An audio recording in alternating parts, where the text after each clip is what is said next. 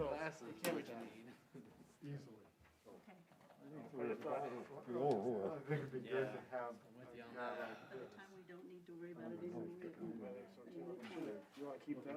Oh, Here's the That'd be name. hard with glasses. And then it's That'd be colleague, hard with glasses. colleague. It is. You and Mike sitting there saying, we shall. So how's your week going so far? So far, so good. How about yourself? Seems to keep finding more and more stuff to get into, I guess. I will. You don't have to look very far. Very helpful. That's for sure.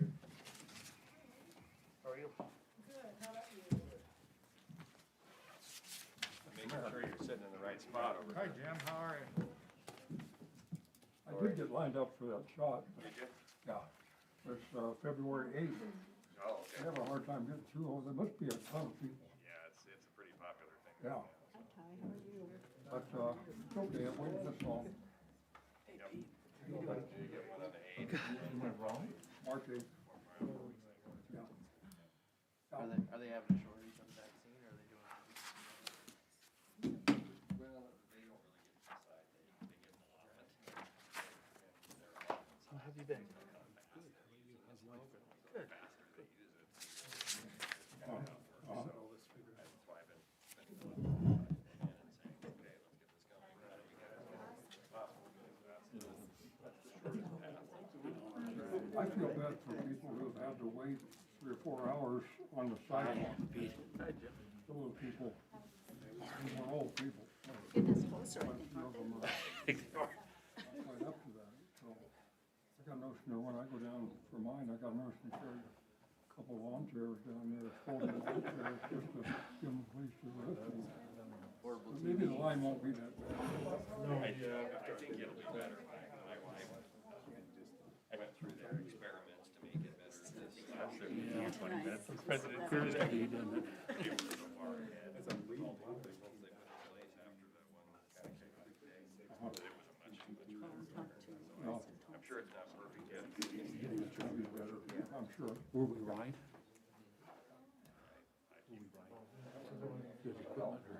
Oh, yeah, that's what it is, it's personal fire equipment Yeah, you don't know until you get there. standards that they. Yep, that's for sure. Oh, so they can't pass it on then? He said you usually by that time that. Yeah, It's great. Ran down the street, How much dealing with It's not hard to learn. I'm doing pretty good. contagious. You can really all ages. Hey Terry, how you doing? All fitness levels. You need through here? You need to have me grab something for you? I can't, just check when I get home, I'll look. Okay. Perfect. How's your Thursday look? Thursday's pretty good. Is it? Okay, perfect. I'll look on Thursday. Everything but over. Right. Something messed up, I can't check my schedule on my phone anymore, it's killing, that right? it's killing me. I live by that dang thing. Glad to hear that. I know, right? How are you today? Good, Brandon. How about yourself? Hey, Brandon. Working hard? Too hard. Yeah, did you get all your carpet down yet? I'm good. I will try you one more time. I'm finally at the point where no more jobs are being taken, and I'm just finishing up the few I have. And My ears aren't big enough. you know how people cooperate. It could go very quickly, or not quite so quickly, but the end is in sight. Crowded over there? She's closer to the podium. Gonna have some fun tonight. Oh, yeah, yeah, it'll be good. Did you notice?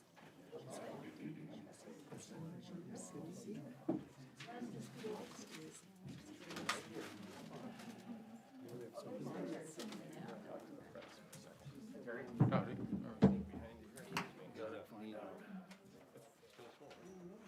Scheduled.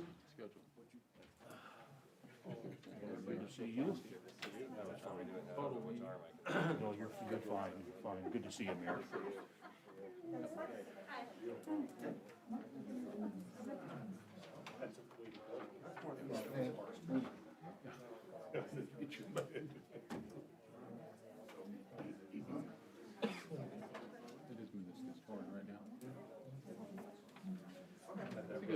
She did. I didn't see Dennis. I walked down to the kitchen, and she goes, oh, you're wearing that? I'm like, I went to Columbia a couple, 3 times for the council meeting. Did kind of tell council was hoping. Well, it wasn't at the shelter headquarters. It was Hopefully he's here, yeah. Yeah. Well, you might want to delete that. So it's every required by. Yeah, there's a standard, it's 10 years. Secret stash in there? Cheat sheet? I do actually. Man, I need a cheat sheet. 5 new sets. Tell me what to do around here. Fireworks and pieces for volunteers. He said they're just under $4,000 a set. Yeah. Thank you for that information. Hey, Jim, how you doing? How you doing?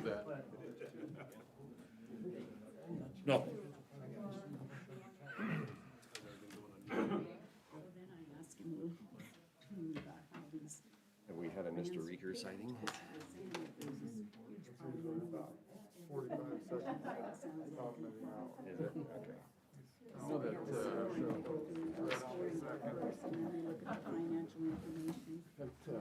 microtips. Yeah. So if they can just apply for the grant, doesn't mean they're. Consistent, she said. So we don't have to come up with the 27 unless it's Approved. Very Okay. Got a strange spelling. Well, thank you for checking on It it. seems redundant to say United States of America and state of Nebraska at the same time. I agree. Evidently, that is actually a state-developed. Swear to God, I'd read the Actually, principles. Deadline, I tell you. Probably had to get a cup of coffee. So, let's chat after the meeting, but it seemed a little Grant. vague to me. vague. In other parts, it was overkill. Grant, it's actually redundant legal. Doesn't necessarily look like it's built by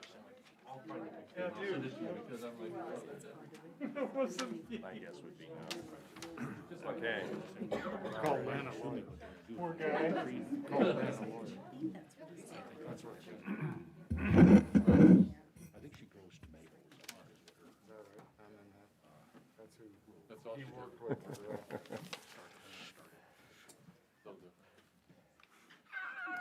Okay, well, now that Mr. Reeker's here, Yeah, there we go. sorry, I guess we have about 45 seconds here. I apologize. Who won the pool on when he was going to get here? Just kidding, there's not really a pool. this time. What goes around comes around. That's right.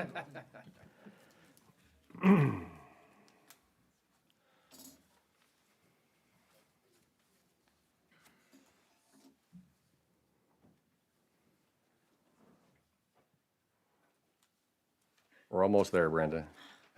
Okay, let's get going. Okay, we're going to call to order. First order of business is the invocation by Brenda Lee, the Great Plains Health Senior Chaplain. Brenda?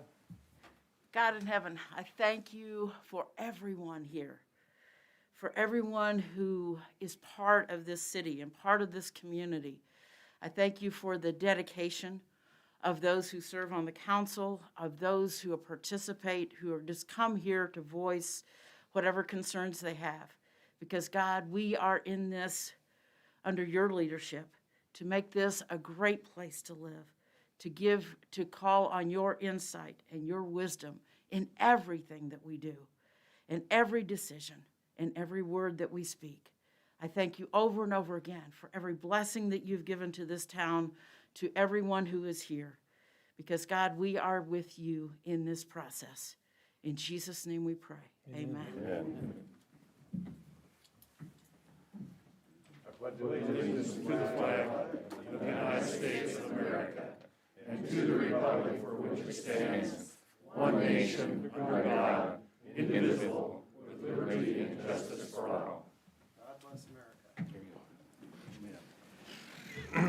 Thank you, Chaplain Brenda. Roll call, please. Here. Here. Here. Here. Here. Here. Okay, we have a current copy of the Open Meetings Act of Nebraska is posted on the wall at the back of the council chambers. It's right over there in that corner if you'd like to refer to it for any reason. Meeting procedure. The public may address specific agenda items at the pleasure of the mayor. If recognized by the mayor, please identify yourself by stating your name and address. Please address the council through the mayor and limit remarks to 3 minutes or less. We respect our city employees and request that any complaints or criticisms of employees not be aired in public meeting. Concerns about employees should be brought to the attention of the city administrator, Mr. Kibben to my left here, or myself, the mayor. Individuals in violation will be declared out of order. Consent agenda. All matters under the consent agenda are considered by the city council to be routine and will be enacted by one motion. Any city council member may, however, remove an item from consent by request. Item 1, approve the minutes of the January 5th, 2021 council meeting. Item 2, place on file treasurer's report for November 2020. Item 3, send application of Mid-Plains Food and Lodging DBA Fat Dogs North for a Class D liquor license, beer, wine, and distilled spirits off sale only, located at 1313 South Dewey Street, to the to the Nebraska Liquor Control Commission with no recommendation. Number 4, approve application by Mid-Plains Food and Lodging, Inc. for a special designated license on March 20th of 2021 from 5 p.m. to 1 a.m. at the DNN Event Center, 501 East Walker Road for the MCF-MMA Entertainment event. Sorry, I need to take a breath.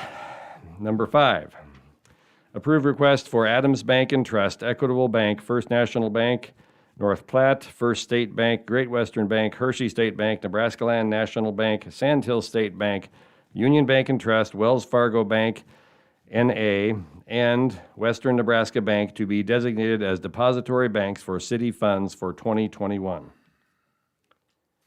Do I have a motion? Move to approve items 1 through 5 of the consent agenda. Mr. Mayor, I would like to remove number 5. Okay. I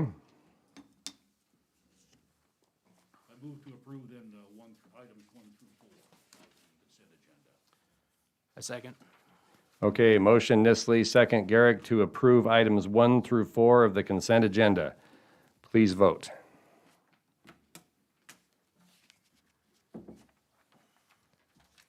That motion passes. Item number 5 was removed for further consideration. Mr. Reeker, you made the motion. You have the floor first. I have a question regarding the, how the funds are disseminated between the different banks. How do you determine what funds go where? Is there some kind of a percentage mechanism, or how do you determine how that's allocated? Dawn, would you answer that for us, please? I will, Mayor Kelleher, Councilman Reeker. The funds get allocated based really on historically the city has established bank accounts at various institutions. As we've had to open new accounts over the last few years, we do a competitive informal bid process whereby we contact each of our authorized depository institutions, and they submit bids if they are interested in the various account that we may be seeking. In the case of city CDs, as those mature, we also conduct an informal bid process. And so each bank who's interested has an opportunity to make a bid. And that's actually how we determine. We do not have a specific formula. It's kind of on a one-to-one basis as we have financial needs throughout the years. But each of these entities would be eligible to hold the funds based on their request should council approve the individual requests here tonight. So if one particular institution offered the best bid, most competitive bid for all of the city's dollars, would all of the city's dollars then be invested in one institution? We have not ever sought a bid for all of the dollars. In fact, even historically, several of our main accounts have been at the particular institutions for several years. So at some point in the future, the city could possibly look at bidding for the main bank accounts, but it is not something that is real efficient to do it too often, because you do establish relationships, you establish electronic banking and certain things with various banks. So I can't maybe imagine all of the assets being transitioned on a regular basis. But that is something, it seems like, might be more of an account by an account process if we were to seek bids at that point. I guess the only thing that comes to mind, I'm not a banker, maybe Ty knows the answer to this, but how does the FDIC insurance fit into that? Sure. So, and that's a great point. The FDIC insurance applies with each of the institutions, and then the institutions who hold deposits that exceed the FDIC limit pledge securities, collateral, letters of credits, the holdings that are authorized to serve as collateral for those funds that do exceed the FDIC limit. So the banks work with us very closely in making sure that the coverage exists for the city's deposits. Okay, thank you. Mr. Mayor, quick. Yes, Ty, you have the floor. First, if I may abstain from this vote because of Nebraska Land Bank's involvement, and a quick comment, Ed, is in the banking world, there's certain kind of investment grade securities that banks hold that meet state law that we then pledge as collateral to any funds with municipalities that are over 250,000.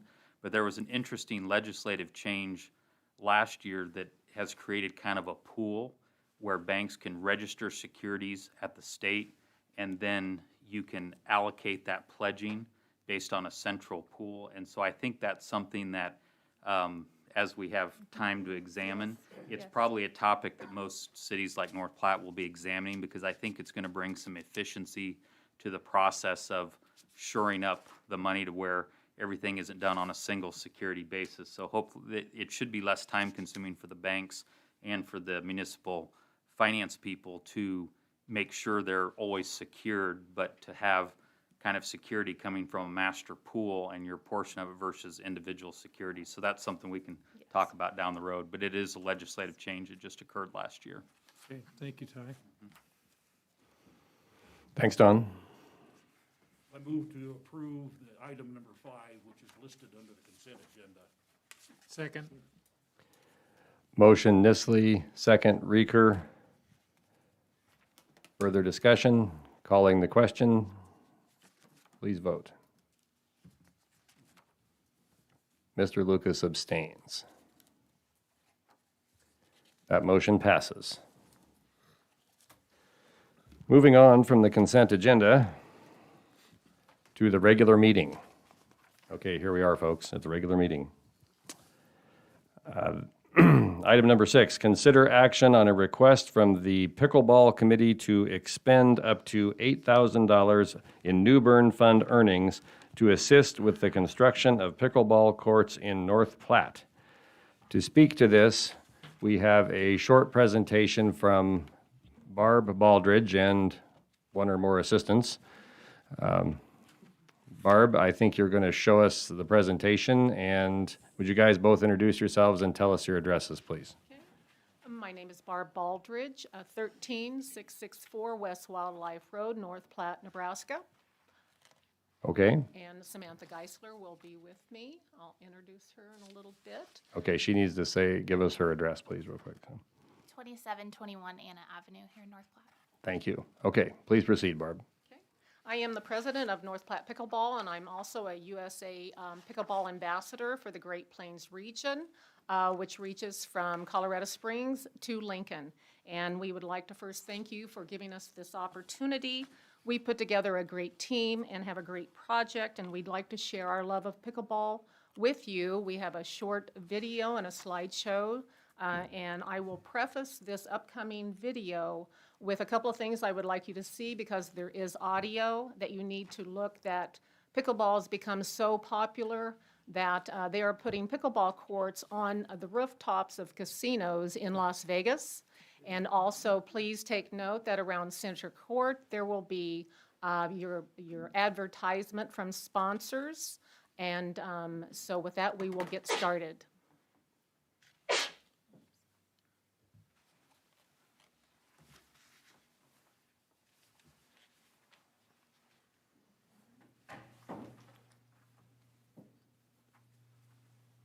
There it is. It's about centered. There we go. There.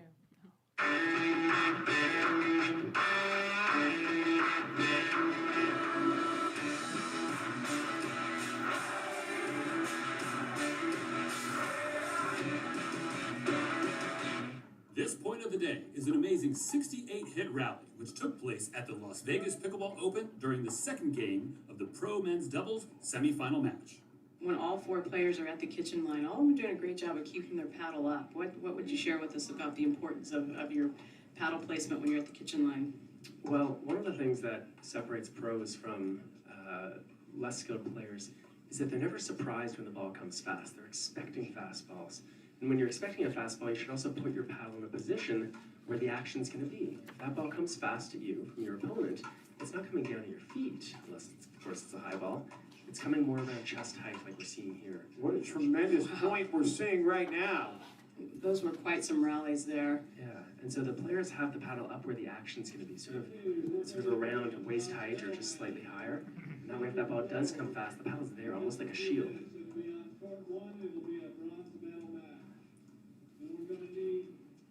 I wish we could track how many times the ball's crossed the net at this point, because this has been so far the best point we've seen this afternoon. Absolutely, very controlled and patience being showed by all the players, and the rallies, fantastic. Wow. And finally, Yates takes it off the top of the net, and Lou not able to return it. A little bit of good fortune there for Yates and Johns to close out the best point we've seen here today. I can attest you don't want to be that guy that misses after a 68-point rally. So with that, we would share with you what is pickleball. I'd like to say that pickleball is ping pong on steroids, played on a third of a tennis court with a paddle and a wiffle ball. For places to play in North Platte, Ed Barron started pickleball at the Rec Center in 2013. They had about 12 players, and now we have our little park over at Memorial Park, and our little North Platte Pickleball Club has been growing. As you can see, we started offering all kinds of free instruction. We advertised, and we opened our courts to anyone who wanted to learn to play, and we continue to provide all instruction. Now we have been fortunate enough to have an indoor pickleball league at the DNN Event Center. And I can't tell you how much that the DNN has done for our project. And with that, we'll go on to the Memorial Park update. Back in October of 2019, Ed Barron led the charge along with Kevin Wood. And we hand-painted and created 3 pickleball courts out of the basketball court. A lot of volunteers, a lot of work. Continue. So the pickleball in our community, we have grown. We put together a fundraiser and had over 50 people come, and we raised $600, and lo and behold, who showed up? But our former mayor, Dwight Livingston. He'd never played before, and by the end of the match, he was diving for balls, and what great fun. And rumor has it, Dwight got a new pickleball paddle for Christmas. So we look forward to having him in the near future. We have grown and grown. We went from 12 members to over 57. And truly what pickleball does, this basically is the face of pickleball. we were invited to go out and put together a little presentation for the Scouts Rest Ranch. And Nikki Bergeron put together this wonderful little display. I was encouraged to become a USA Pickleball ambassador. Went to Lincoln to put on clinics with my fearless leader, Bill Rares, who is the state ambassador. And we had 50 people show up to the clinic. And by the end of the day, they were going to the management at the Lincoln Country Club and asking for their own pickleball courts. So with the responsibility that USA Pickleball ambassadors have, you have to be registered with Places to Play, which is a app on your phone. And pickleball players, as they travel, whenever you go through a community, you just go in the app and find out, okay, where can I play pickleball in North Platte? And we are registered. And since that time, we are now at the DNN Event Center as well. And I can attest that we had people come to town. There was a couple, one from Kansas, one from Iowa. They met up in North Platte. They wanted to go tanking. And they found us at Memorial Park, and they had a great time. And we sent them from there to Grain Bin Antiques, to Powell's Brewing, and also to Golden Spike. So with that, I would turn it over to Samantha Geisler with the economic impact of pickleball for our community. Thanks, Barb. So it's crazy to think that cornhole, which was something that we helped bring to our community, was going to be so big, right? Well, pickleball is the second fastest growing sport next to cornhole. So pickleball is huge. The average player for a pickleball person is 41 years old. So it does reach a little bit higher demographic. That demographic specifically is one that has a little bit more disposable income, a little bit freedom of traveling.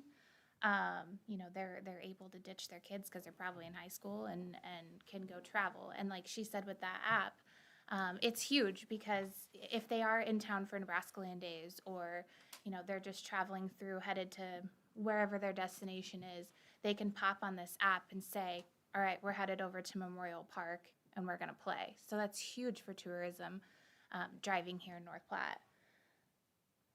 This kind of just shows you where everybody is from. The economic impact of an actual tournament. So we have this awesome program that is given to us by Sports and Events Tourism Association, which is a partner that the North Platte Sports Commission and the Visitors Bureau is partnered with.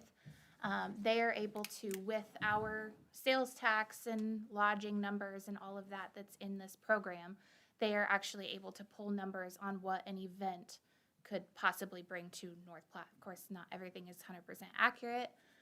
So this is just kind of a screenshot of what that report would look like. This would be specifically based on 30 teams, about 90 players coming to town, not much, but it's still $8,000 in economic impact. This tournament would be like a medium, mid-sized tournament, about 120 players, 2-day format. So there would be room nights collected, $36,000 in economic impact. That's through retail, them shopping at our stores, lodging, restaurants, all that kind of fun stuff. A large tournament, which we would need at least 15 courts, which we're working towards. This would be $86,000. This is 200 room nights, which right now our lodging would really appreciate that. So, this would bring about 200 or more pickleball players into this community, eating at our restaurants, shopping at our little boutiques downtown. This would be huge. And this would only be a 2-day tournament. Barb was telling me they have 5-day tournaments down in Arizona. Can you just imagine what that number would be? So there is a huge economic impact in pickleball by bringing tournaments. I have specifically partnered with the pickleball just because of that situation to help drive those kind of tournaments. So not only do we want to partner with our local community and help just grow the sport in general, but we also want to bring it as a tourism driving into our community to have more money. This kind of shows you where a lot of the core participants are from. if you look at it, Nebraska's not even listed. Why are we not listed? Let's put North Platte on the map, just like we did with cornhole, and let's get some tournaments and let's get some players and let's, get on that number. Just that mountain region alone, 164,000 players, that's a prospective number of people we could drive into the community, just regionally. Think nationally as well. That's all I have. So now we'll look at what we do have. So with the current updates to Memorial Park, this is a nice flyover that Brent Berkland put together for us. You can see to the south is the existing tennis courts at Memorial Park. And we have turned our little modest hand-painted 3 pickleball courts that were facing east and west. And now we, with the help of the city, they've added concrete. And now we will have 4 dedicated pickleball courts with permanent nets. So appreciate their help. We met with Lyle Minchell, Brent Berkland, and Lane Groseth, and with their help, put together a plan, and they have the concrete is added, and we are looking for a ribbon cutting ceremony at spring of 21 coming up here, hopefully by May. So we did have a little video of what we could have with Peterson Park in Lincoln, Nebraska. Is one of the first real pickleball courts I had gone to. It was 2 tennis courts that had been converted into 6 pickleball courts. And they literally had people waiting in line, and now they have added another 4 dedicated pickleball courts. And whenever I went to Lincoln to help put on the clinic, we had to sneak over to an old dilapidated tennis court because we didn't have time to get in games before our clinic was put on, is how popular that it actually is. So with that, I would like to have Kevin Wood come up. He's our Vice President and Tournament Director, and say a few words before we close. Thank you. Kevin Wood, 2620 West C Street. What she didn't tell you is pickleball is awesome. It is so much fun. I can tell you 10 times how much fun it is. Everybody in the room here meets the demographic of people that I'd like to play pickleball with. You all will have arms and legs, and in 3 minutes, I could teach you the game, and you'd be saying, this is a lot of fun. I just love it. I spent all those years playing golf, and I've gone back to a little bit of golf. Pickleball is so much fun. I mostly enjoy playing with my brother Buck, who lives in Mendon. We play in tournaments all across Nebraska, and I play in Colorado once in a while, and I just can't get enough of it. And I'm embarrassed to tell you, I go out and preach to people, you got to play more pickleball. And I tell them that a lot more than I tell them you need to go to church. And I'm not making fun. I want people to go to church. But I'm a real evangelical. Everybody in this room needs to be playing pickleball. It's so dang much fun. Thank you. Thank you. So with that, other smaller communities are looking at us, of how we have put this together. And so we will be hosting Imperial and McCook will be coming to the DNN Event Center on Saturday to share our story and see how we have provided this for the community. And then on Sunday, volunteers are going to Arnold to tape off a couple of pickleball courts and taking all of our equipment and putting on demonstrations, because they were coming to North Platte, but we don't have nights at the rec center is now tennis league, and nights at the DNN. They have every sports you can imagine. So we are reaching out to other communities and sharing our love of pickleball. And it is my job as a USA Pickleball Ambassador to make sure everyone knows about pickleball. In closing, I had the opportunity to go to my first sanctioned tournament in Rio Doce, New Mexico. It's a town of 8,000. And it's a 3-day tournament. Showed up for the grand opening. Everyone is there, 150 people, and the mayor put on a speech about what pickleball has done for the community. And as I'm looking around, I'm saying this needs to happen here. So we appreciate the opportunity. Why not us? We can do this together. And so we look forward to seeing you at the ribbon cutting ceremony in early spring. So, thank you. Thanks, Barb. Do any of the council members have a question for the pickleball group? We need a motion first. Oh, sorry. I move to authorize expenditure of up to $8,000 of earnings from the city's New Bern Fund. Second. Motion Garrick, second Volts. Calling the question unless we have questions. Discussion. Mr. Mayor. Yes, Mr. Reeker, you have the floor. Thank you. This is probably, this question would be more directed, I think, at Lane, if he's here. Okay, thanks, Lane. What expenditures do you anticipate in the near future that could be taken out of this New Bern funds? Mayor Kelleher, Councilman Reeker, I guess right now, kind of our focus has been on playgrounds. We have the new playground that was just put in this last fall. There's a community build playground that may need some funds out of that. That's really all we have lined up right now out of the funds, so we don't have anything else large. At this time, that's kind of a planning thing. We'll do a budget time when we see how the fund's doing again. So I don't think this expense would detriment any of our other plans. Okay, thank you. Ms. Tryon, you had a question? You have the floor. Thank you, Mayor. I was just wondering, you said you needed 15 courts to hold a tournament. Is that, did I understand that right? Actually,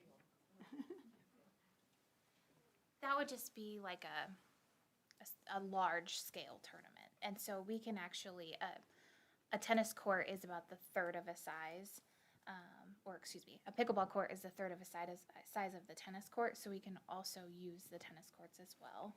So if I'm not mistaken, we should be close to 12. Can we get over there with the new courts? we would have 10. 10. You have 10. 10. We would So, have 10 so how many altogether. can you put, you can, let's see, 1, 2, 3, there's 3 on the basketball part. And then there's those 2 aprons on each side, so those are to be courts also, right? We'll have a total of 4 courts right beside each other. We're leaving the basketball area for 1 basketball. Oh, And then okay. we can use the tennis courts to tape off an additional 4 to 6 courts. Oh, okay. So we would have plenty to have a wonderful, nice size 2 to 3 day tournament. There's all different kinds of divisions, age groups. Hey, Barb, could you come to the mic there if you're going to speak? Because the folks at home can't hear you when you're sitting down there, so. We have the courts that we need right now to have a 2 to 3 day, very nice tournament with what we have at Memorial Park. We would have 4 true pickleball courts and then be able to tape off an additional 4 to 6 on the tennis courts. We have 4 at the rec center and the DNN Event Center. So we'll be good to go. Okay, so the money would be spent for, The resurfacing only. Everything is there right now. All we need is to have a professional resurfacing company come in to do it right. And so that the job will last for years. okay, thank you. Mr. Lucas, you have the floor. Yep, sorry, I'm gonna ask you to come back up, Barb. There's been other contributions into this movement. Would you just, the way I understand it, would you just break down the investment? There's been investment by others and maybe how big this total project is? Yes, the total project to date is $34,615.75. We have, personally, the North Platte Pickleball has raised $19,900, and with that, we got a wonderful grant from Mid-Nebraska Community Foundation, and our club itself, during a pandemic, we've had to cancel tournaments. We were able to raise $5,500, and in the last week, we went out and garnered support from the community with another $7,400. Is where that's coming from. And we also have more commitments as well. Great. Mr. Carmen, you have the floor. Hold on, Barb, don't walk off yet. Mr. Mayor, I do have a question for Barb. If you dedicate part of a tennis court to a pickleball court, and when you're done playing pickleball on that, How easily is that put back to tennis? Well, that all depends on how you do it. In some places across the country, whenever they put in pickleball courts on tennis courts, they line them evenly with the tennis net, and then you use anchors and pull down the net, and it takes about 5 minutes. We would not want to do that. What you can do is you can expand tennis courts another 5 yards on each side, and then you're able to put 4 pickleball court lines, and then you bring your own temporary nets. That's what we've been doing. That's what we're used to. If we had 4 courts with permanent nets, we would feel like we had won the lottery. So, Well, it sounds like a wonderful idea to me. I might even try it myself, but I'm a little gimpy, but maybe I could take a whack at it. we have a division for that. I am a little concerned that we don't intrude. We have a lot of avid tennis players in town too, and I'm a little concerned that we might encroach on some of their space, and I don't know how they would feel about that. No, sir. This does happen across communities, and we did foresee that problem because usually tennis and pickleball fight, and we made a commitment to not let that happen. And we have, we're working with the Tennis Association, and we're welcoming, and a lot of the tennis people play pickleball, and a lot of us, I'm an old tennis player myself. So we're here to get along with tennis and help increase tennis, the tennis community as well. Thank you. You bet.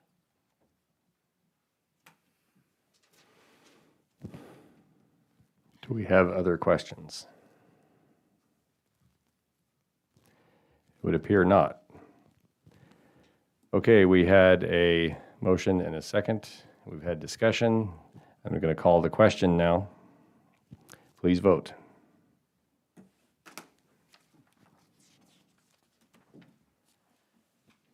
That motion passes.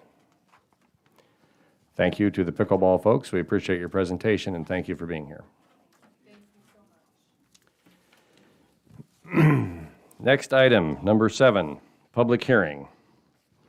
Consider adopting a recommendation from the North Platte City Planning Commission for an amendment to the North Platte Comprehensive Plan 2011 future land use map to amend certain lands from residential, medium-density single, duplexes, and multifamily to industrial located at 614, 617, and 619 North Grant Avenue.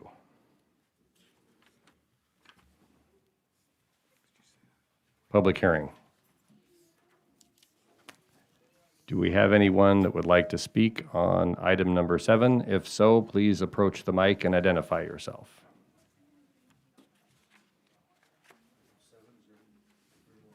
Number 7, this is the North Grant Avenue item.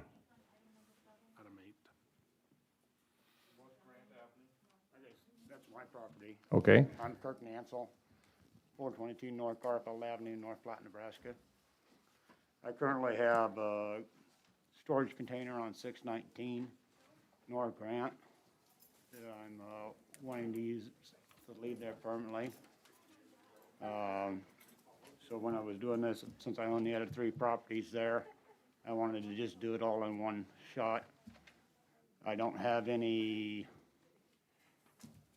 major plans for those at this point, but I was just a contingency that at some point I have rentals on 614 and 617.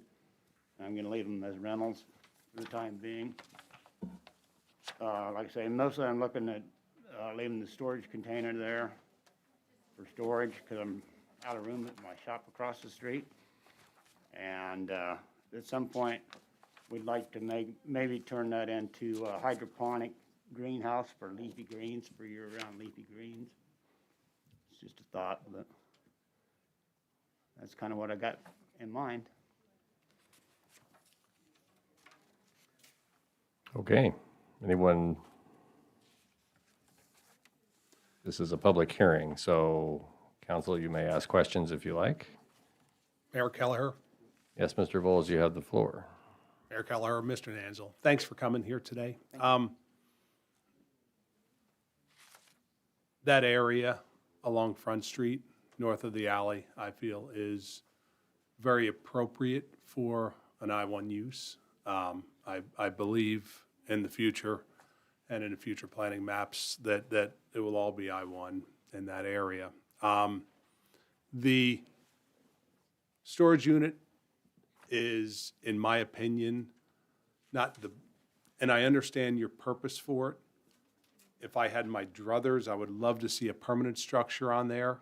I feel it deteriorates that area just a skosh, and I'm just letting my point be known. The faster you can have a future use of that ground with a permanent structure there would be appreciated. Right. Is that your building to the west, I believe, on the Yes. next block over? Yeah, The it's gray. 620. The gray, yeah, beautiful structure there, you know. That's really nice. I love the use of that ground there. And your rentals are very well upkept. Just wanted to make my point known that I don't love the storage unit there. But that's about all I have. So. Thank you.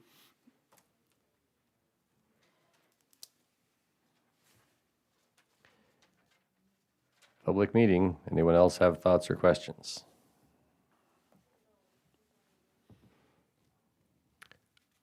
Okay. Someone could possibly make a motion to end the public meeting if there are no more thoughts or questions. Make a motion, Mr. Mayor, that we end the public meeting. Second. Motion Reeker, second Lucas, calling the question to end the public meeting.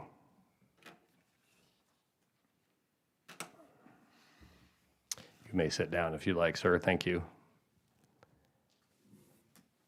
I would move to adopt the. Hold on. The voting has not concluded. Mr. Nisley and Mr. I'm Woods, sorry, would you jumped the gun. vote, please? Okay. Motion to end public meeting has passed.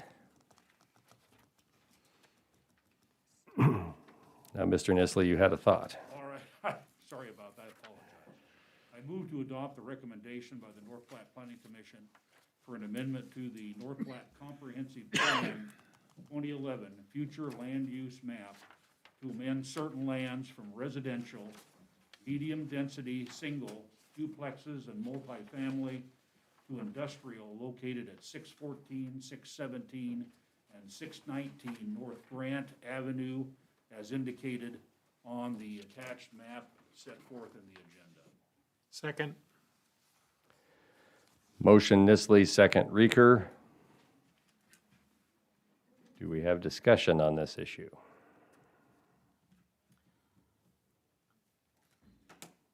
Ms. Tryon, you have the floor. Mayor Kelleher, I agree with what Ty said. Or not Ty, I'm sorry, Pete? Looking at Pete. I've been called worse.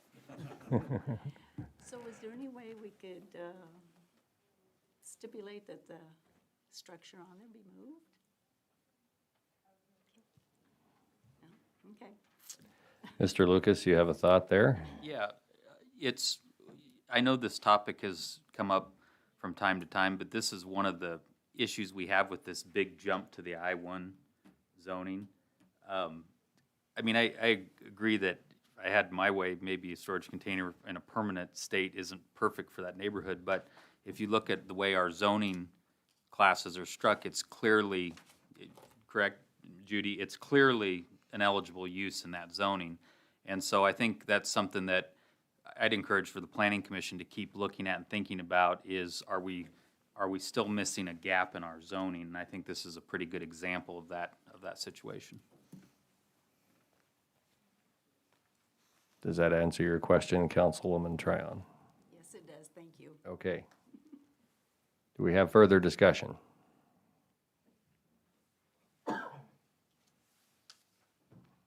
Okay, no further discussion. Calling the question, please vote.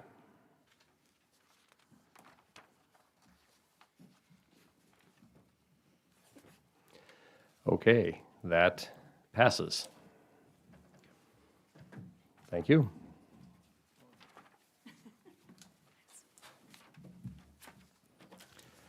We have another public hearing.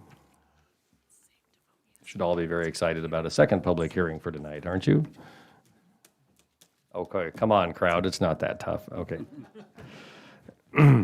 This one will be to consider adopting a recommendation for the North Platte Planning Commission on ordinance number 4050 to rezone certain lands from an R-2 dwelling district to an I-1 light industrial district located in the same location, 614, 617, and 619 North Grant Avenue. We do have a public hearing. Does anyone like to make comment on this issue at this time? If so, please come to the mic.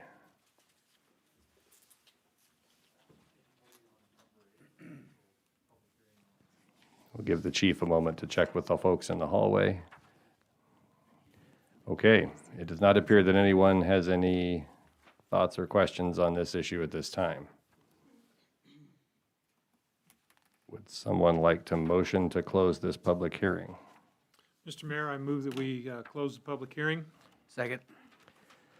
Motion Reeker, second Garrick to close the public hearing. Calling the question, please vote.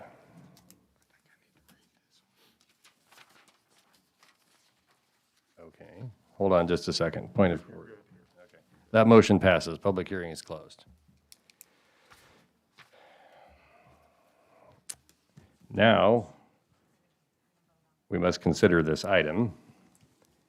And Matt, you have an element to read there. Please do that. Mayor Keller, I'll read the ordinance. An ordinance of the City of North Platte, Lincoln County, Nebraska, rezoning the south half of Lot 4 and all of Lot 5, Block 6, Town Lots Company, or County, Company, North Platte, Lincoln County, Nebraska, and Lot 8 and Lot 9, Block 7, Lincoln Town Lots Company, North Platte, Lincoln County, Nebraska, repealing all ordinances or parts of ordinance in conflict herewith, providing for the effective date and publication thereof. Thank you. Mr. Mayor, Mr. Lucas, you have the floor. I'd move to adopt ordinance number 4050 to rezone certain land from an R2 dwelling district to an I-1 light industrial district on first reading. Motion Lucas, second Nisley. Mr. Mayor, does that mean that we're not going to go through 3 readings? Is that correct, Ty, or not? My intent is to not try to waive readings, so this would come up for multiple readings. Okay. Thank you.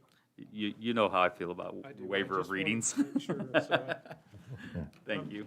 That needs a New Year's resolution or something. Okay, we have a motion and a second. Do we have discussion on this issue?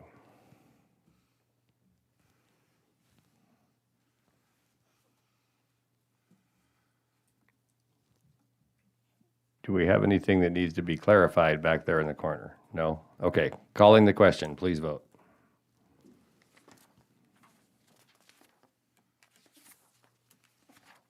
That motion passes.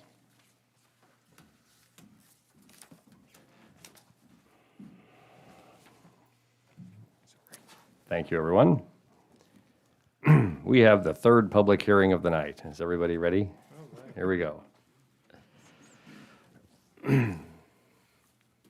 This one is to consider adopting a recommendation for the North Platte Planning Commission for a conditional use permit to allow a 60-foot tall cell tower and telecommunication facility in a B-1 neighborhood commercial district located at 1220 West A. And Jonna, would you come up front there, please? Okay, Jonna and I have made an arrangement to, she's going to present this video, which is approximately 4.5 minutes long. I don't want to present it right now, though. Oh, I'm sorry. She's going to talk to us for a moment first. I apologize. I jumped the gun there. So she's going to talk to us for a few minutes, and then we're going to watch the video. And then we will entertain comments on this item for not more than about 30 minutes. And so please proceed. Please state your complete name and your address as well. My name is Jonna Arnsdorf. I personally live at 902 West Phillip, and I am the co-owner of the property that's in question at 1215 West B Street that we're concerned with. I guess before I start, I kind of want to ask the council a question. And I don't want to offend anybody, but I feel like it needs to be asked, all right? I was told today that the council has already made up their mind in the passing of the cell phone tower. And I was told by someone in the community that heard this at a meeting that took place in the community by someone on this panel. It was discussed at a Kiwanis meeting this week. The person told me that it was announced, or it was said to other people, that it's going to pass. We'll just dress it up a little bit. I'm going to ask you to tell me the truth. I'm going to ask that you look at me and you tell me that this has not already been decided by you. Because don't waste my time. Well, I'll address that specifically. I'm the acting council president. I have talked by telephone to, I believe, 7 council members. Jim, I didn't get a chance to you. Inquired about this. They gave me their thoughts and process. They indicated some idea, but I did not get a firm commitment to a vote from anyone. Thank you. I appreciate your honesty. And that's the honest truth. I appreciate it. Okay. I expect honesty, especially from the city council. But when I heard that, I thought to myself, well, that's pretty underhanded, isn't it? From a city council? And then I also thought it's probably not pretty smart to say that either. But I'd appreciate an honest answer. If your mind is already made up, I want to know before I continue. Yes? Donna? Yes. My mind is never made up until I've heard all the discussion. Thank you.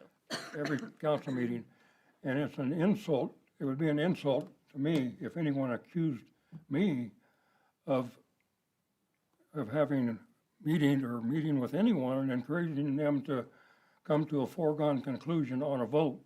So I think, as far as I am concerned, that doesn't happen with me. Thank you. I appreciate that. You know what? That shows a lot of integrity, doesn't it? I'm sorry? It shows a lot of integrity. It shows me you're on the council for a Well, reason, to hear everyone's point of view. It's just, the right thing to appreciate it. do. I think. Thank you. Yeah, I don't, I've never seen anything like what you described. Well. I'm in the middle of my 3rd term, and I have never seen such a thing happen. And I would never accuse anyone of it if I didn't hear it from somebody who pretty respected in this community. So just for the record books, I did present to a Kiwanis group at lunchtime today, and someone did ask me about this. And I did say that I was largely neutral to what the decision of the council was. But the federal legislation is involved in the passing of cell towers, as we all know. And so I did mention that fact during that meeting. Did you say that the cell tower would probably pass and all that we're going to do is make it look good? No, I did not say that. Okay. And if you want to talk about whoever told you that after the meeting, I'm happy to have a meeting with you and that person and discuss what was said. Okay. John, just to clarify, so you understand we're in a situation here. There's sometimes matters that we deal with, we don't have a lot of discretion to talk about. And I'm just going to suggest to you that, if the argument is about health concerns, we can't consider that because of well FCC aware of that. regulation. I'm So well that's aware out of of the that. discussion. Mhm. The other thing then, by law, we can deny a cell tower application that does not meet certain criteria as set forth in the North Platte Code Ordinances 156.322, conditional uses, and section 156.305. So I'm sitting here as a council member, unless you can show me that it doesn't meet that criteria, we have a difficult decision to do otherwise. You understand what I'm saying? We had a situation before I came on the council where they wanted to put a cell tower where the old Presbyterian church is on 4th and Willow. It burned down. And the council disapproved that, went to court. We got sued and lost. Because of the health Because Well, if it was you for whatever consider reason. health Now, the tower reasons- never went there, but I'm just telling you is, we go to court on these issues, we have to pay the other side attorney's fees. And the question I have is, if it's gonna be a difficult issue, is that the right thing to do with the taxpayers' money? Pay an opposing attorney's fees? And I'm just telling you, I'm not arguing with you. Please understand, I totally am sympathetic.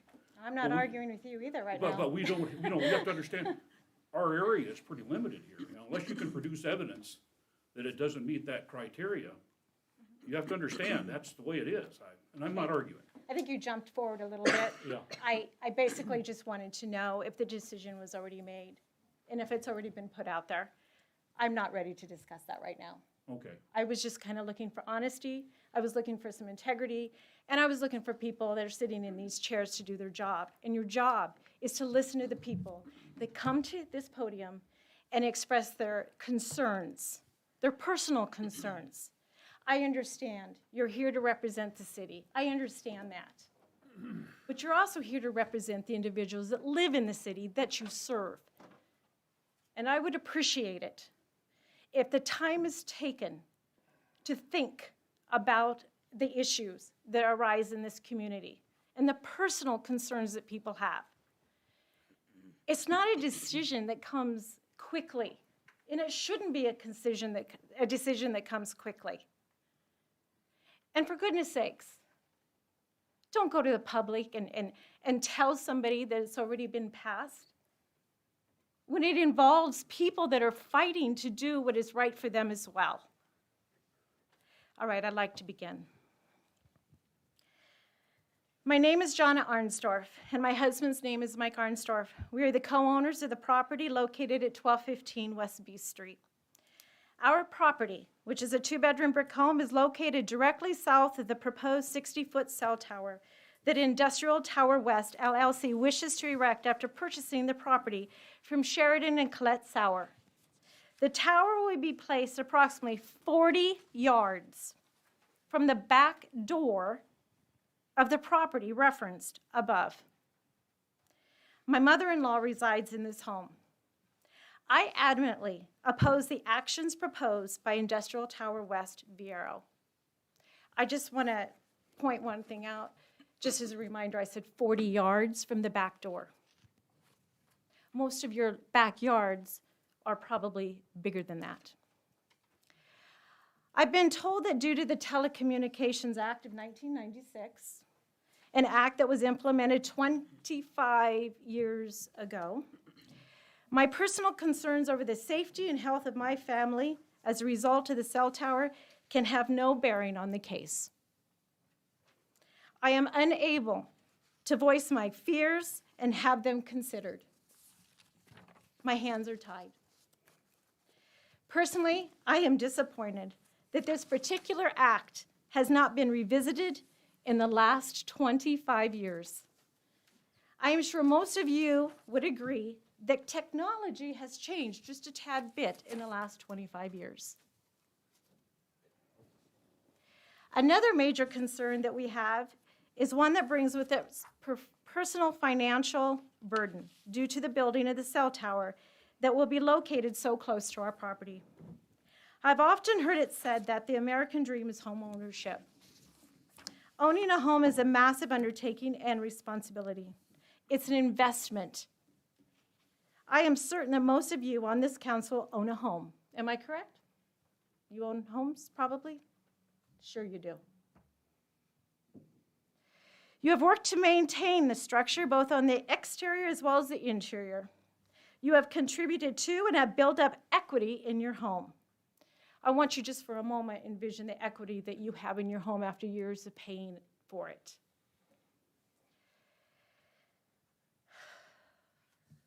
An accumulation of equity happens over a commitment of years as seen through mortgage payments. If a 60-foot cell tower is located directly behind my property, we will see the value of our home decrease dramatically. I'd like to cite a site that I have. It's titled, Do Cell Phone Towers Affect Residential Property Values by Mark Rappert, September 29, 2020. Cell towers are an issue to potential buyers and thus to investors. A 2014 survey by the National Institute for Science, Law, and Public Policy found that 94% of its respondents said that cell towers and antennas in a neighborhood or on a building would impact how interested they would be in a property and how much they would pay for it. And fully 79% of those respondents said they would never buy or rent a place that had a cell tower or a group of antennas attached to it. I want you to stop and think about something for a minute. If this was your property, what would you think? And and I'm not even going to ask you to verbalize what you think. I just want you to sit there and in your heart and in your mind, I want you to be honest with yourself. What would you think? How would you feel? I reached out to a local real estate firm in North Platte and inquired as to their thoughts concerning property value if the cell tower were to be built in the back of my property. I received the following response from a broker. It would affect the marketability of the home and therefore reduce the value in the eyes of certain buyers. As to how much, to me that is an unknown. As a home's market value would be determined by the individual's personal view of the tower. I wouldn't want it and would search for another property. I then proceeded to contact another real estate agent from another firm here in town. When I proposed the question, would a 60-foot cell tower in the back of my property affect its value, he gave me the answer, yes. He also felt that it would affect the property value of other homes in the area as well. I guess that's kind of bad luck if they're in the neighborhood. People don't want to purchase or live in a home with a 60-foot cell tower in full view when they look out their kitchen window. It's an eyesore. I've been asked if I would compromise. How about a nice 10-foot fence around the tower to hide all the unsightly electrical equipment?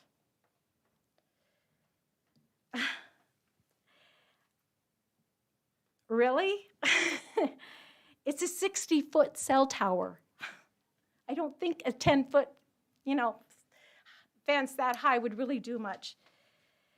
To quote something my grandma used to always say, no matter how much lipstick you put on a pig, it's still a pig. Keep in mind, the Viera will stand to profit significantly from the tower being built. It should be noted that AT&T, along with T-Mobile, will also be connected to the tower. Viera's revenue will be sizable, while the values of the surrounding properties will decrease and cause hardship. An individual should never be asked to sacrifice or be compromised due to the benefiting of big business or large entity, in this case, Viera. And I want to add, we should never be asked to compromise, especially when there are alternatives, because there are alternatives. All you have to do is look. All you have to do is put some time into it and problem solve. I got a question. It says, how many of you have seen the commercials displayed on TV advertising the incoming of the 5G network? You guys watch TV, I'm sure, on commercials. Lately, it's just boom. We're seeing all these commercials about the 5G network. You seen those on TV? They're all over, aren't they? Absolutely. That's what's coming. It's coming within a year or two. That's what's coming. This tower the Viera is proposing is a 4G tower. My question is why? In a year or two, that 4G tower will be outdated, and with that will be a notably different apparatus that will supply the 5G service. 5G service isn't going to need a tower 60 feet high. When 5G comes out, they're going to be little antennas. They're not going to be 60 feet. The building of 5G towers will not be as intrusive, nor will they be as aesthetically bothersome. The goal of the new 5G network is to place their equipment onto existing infrastructure such as streetlights and telephone poles. Things we already have in the community, things that are already there, things that aren't in somebody's backyard. So I'm curious, why would the city want to pass the idea of erecting a cell phone tower that is 60 feet tall when in a couple of years it's going to be replaced anyway? Do we really need a 60-foot metal structure looming over our community that serves no purpose at all? And I've got a little snippet of something I wanted to show you.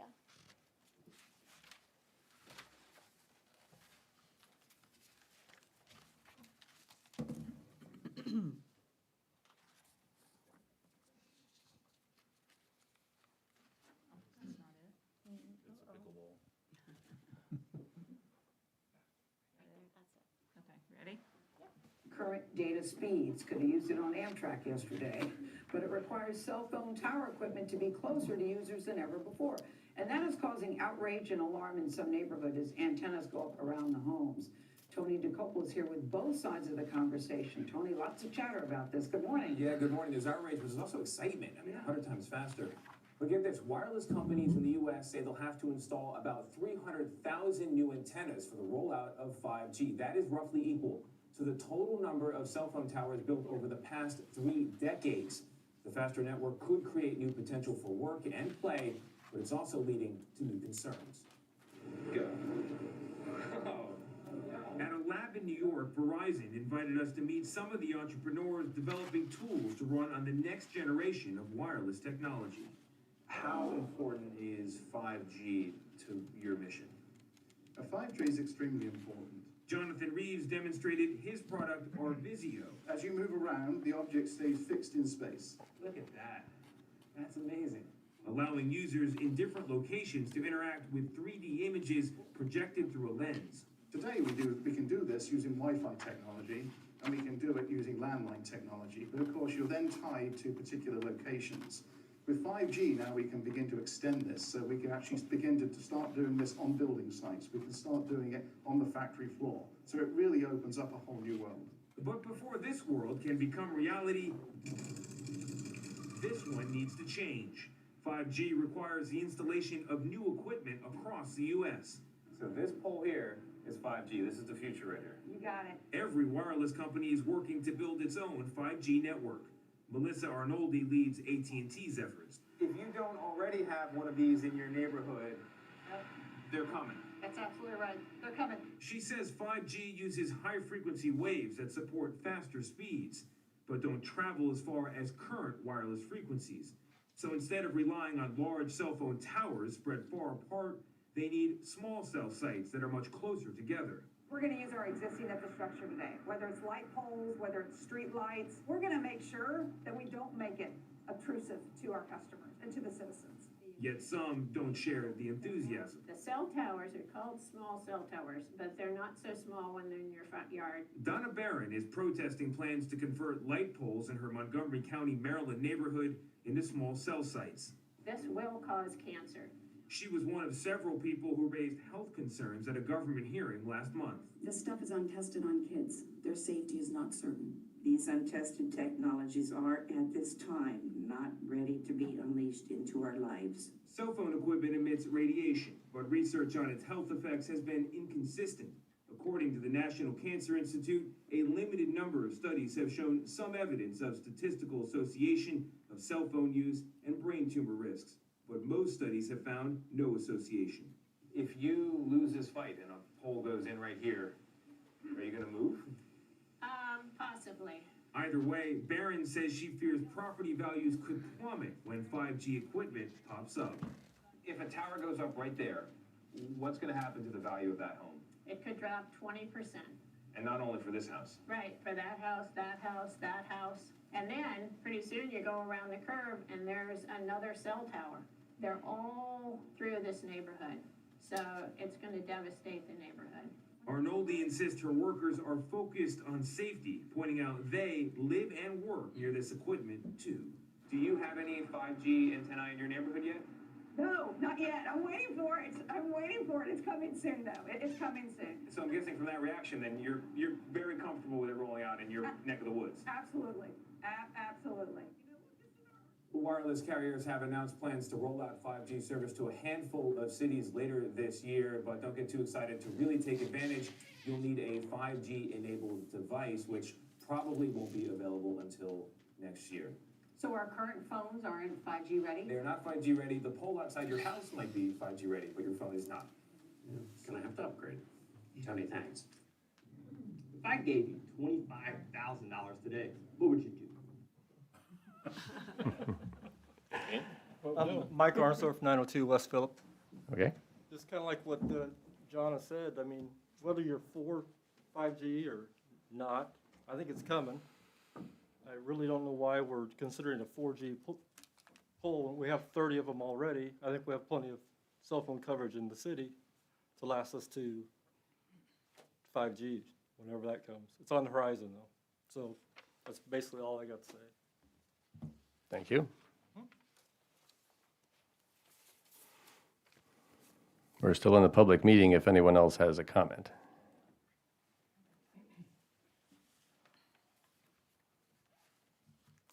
Find my voice. Hi, I'm Linda Deaver. I live at 1221 West B Street, directly south across the alley from 1220 West A, the proposed site of the 60-foot 4G cell tower. I'm here to oppose the conditional use permit to allow construction of the tower in my residential neighborhood. We have great cell service in our neighborhood. I turn off the Wi-Fi on my phone when I'm in my house because I have better service with my cellular service than I do my high-speed Wi-Fi from Spectrum. We do not need another cell tower in this location. We have a tower on the football field.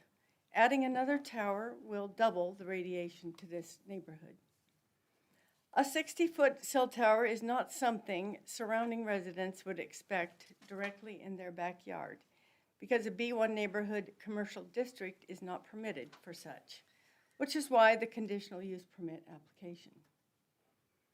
However, the maximum height regulations in B1 district are for maximum height of 35 feet above grade. I put a privacy fence around my backyard and had to meet city height regulations. I would expect everyone else to do the same. If big business is allowed to bypass regulations, who is looking out for the individual? It is their local government put into office to uphold the zoning laws and regulations put into place to protect the homeowner. When I purchased my home 12 years ago, I bought it as an investment in my future. Like most Americans, I don't have a lot of other property investments. Excuse me.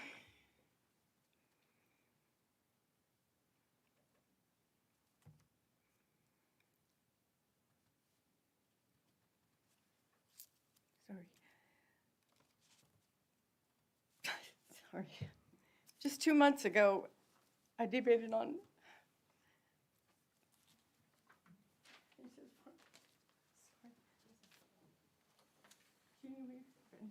Sorry about that. I don't know why I'm You're all right. That's okay. getting emotional. It's tough. When I purchased my home 12 years ago. Miss, I'm sorry, could you just tell us who you are and where you live real quick? my name I is- realize you're continuing another's thoughts, but So please do. sorry. Jeannie Sutherland, Linda's daughter-in-law. I live close by in town. I purchased my home 12 years ago. I bought it as an investment in my future. Like most Americans, I don't have a lot of other property investments, just this one, my home. I've made many improvements to increase the value, a lot of time and money. Just 2 months ago, I debated on refinancing because interest was so low, or selling because this year has been crazy and I felt unsure of the future. I decided to stay and refinance and was pleasantly surprised to have my appraisal come back with a nice increase in value. If I had known about the tower, I would have sold instead. An obnoxious cell tower popping up adjacent to my backyard will destroy my property value. Research indicates that over 90% of home buyers and renters are less interested in properties near cell towers and would pay less for a property or look elsewhere. The U.S. Department of Housing and Urban Development has guidelines requiring It's appraisers to take into consideration proximity to cell towers and considering them to be hazard and a nuisance. While the value of my property is a major concern to me, also is my health and the health of my neighbors. At this time, the tower is being proposed as 4G. In a phone conversation with Chris Rila, R-I-H-A? Ria, perfect. The site acquisition specialist for Viero. I asked him if the tower could be 5G in the future. He said everything could be 5G in the future. All towers emit radio frequency radiation. There are literally hundreds of peers-reviewed scientific studies from around the world that link radio frequency to cancer and DNA damage. The higher the frequency, the more dangerous the radiation is.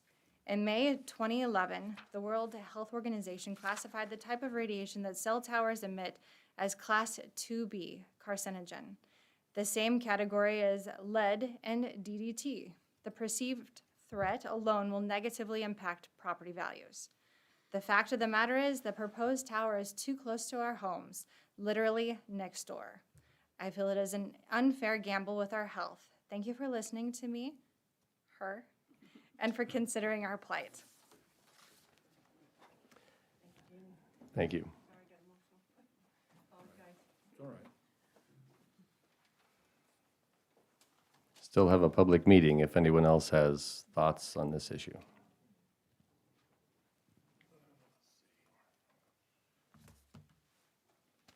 Chris Rehab with Industrial Towers West. Site acquisition, I office out of 1811 West 2nd, Suite 455, Grand Island, 68803. Can I get to where there's a picture of it? I didn't take my stuff off of there. If not, I got a hard copy. Yep, 1222. Pages 51 to plus. We were here in December, right?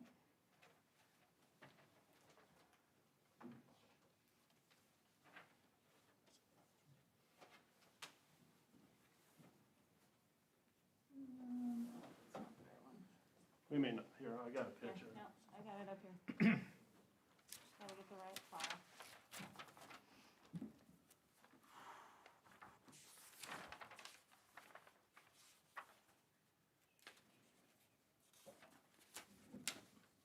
What page was it on here now? 51 to plus.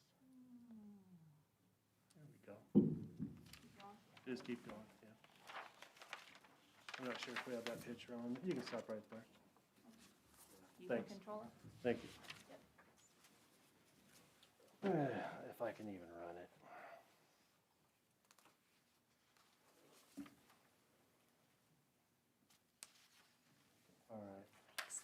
All right. Good evening, Mr. Mayor, City Council members, and city staff. Again, Chris Reha. Basically, again, we're just proposing to increase the frequency strength for Vero Wireless's network in the immediate area. And yes, it's going to take some sort of an infrastructure with antennas. I want to say not only is this going to help with the infrastructure to use of a cell phone, but also give the area another internet option, because that's another part of our services. So anyway, again, we're trying to do this as aesthetically as possible. We went from a typical monopole to a landmark pole. Some people want to call it a tower. That's fine. I respect that. But typically, it is more like a pole. Planning Commission members agreed to not have the light put on it for the mere fact that it could attract insects, and basically people sometimes don't like street lights. So I'm okay with that. Planning Commission also asked to put some type of a perimeter fence around it to hide the lower part of it. We're okay with that. Whether it's vinyl fence or inserts in a chain link fence, what have you. So I think the last thing that, or condition that Planning Commission wanted was just to make sure that there's no camera on it, so that the neighbors can have their privacy. And that's understood too. But anyway, this is what it's going to take for Vera Wireless to improve their 4G LTE. Again, we have a partnership with T-Mobile, AT&T, so that when those city slickers come out here to play pickleball or whatever, they're going to be right on it and have really good coverage in that immediate area. I don't know if they'll use the school's tennis courts for pickleball or not, but you know, hey, that's just a common example of where we're going with this technology. The industry is not here to kill people or be detrimental to the neighborhoods. Basically, what I'm trying to do is trying to tactfully develop the infrastructure in any community where we need to improve our frequency strength. And that is one reason why we went with this landmark light pole. So, you know, that's typically in a nutshell. I do respect the people that showed up in opposition. I myself have my own concerns about what's in my neighborhood. You know, I've been doing this for 15 years. If I wasn't educated, I would have concerns. Obviously, Mrs. Arensdorf and some of the others have educated themselves. That's good. There's nothing wrong with that. For me, myself, I like the technology. Some year it's all going to be 5G if everybody has 5G phones, okay? Otherwise, we're just operating on 4G LTE. And no matter what we do in life, as I learned, there's always going to be an opposition, hopefully without health concerns, hopefully without being detrimental to the neighborhood. And right now, that's just really about all I have to offer right now. I will be more than likely to address any more questions that anyone might have.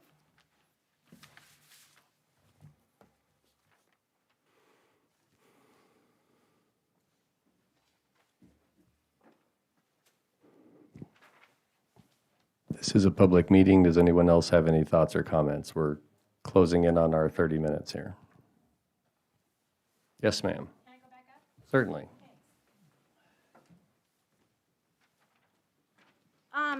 Just curious about something, I guess.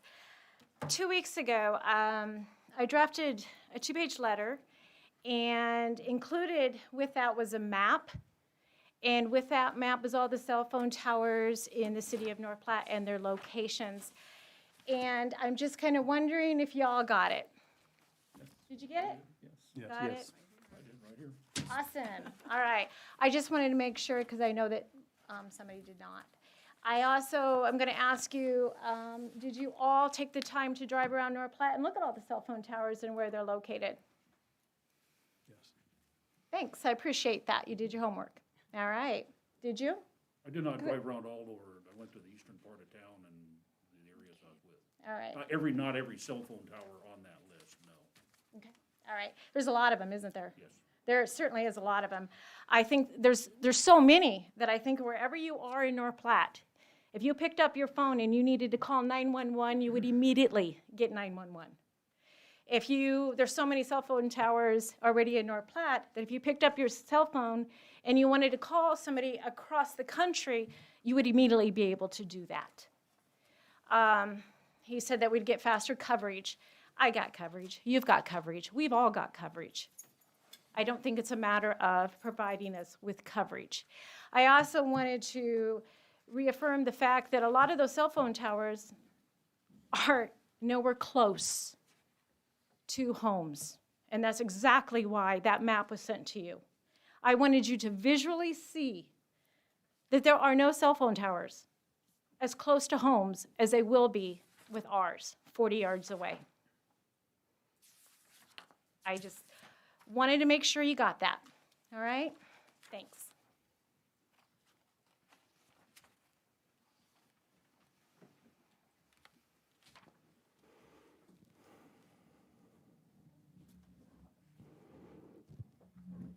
If no one has any other comments, we would entertain a motion to close the public meeting.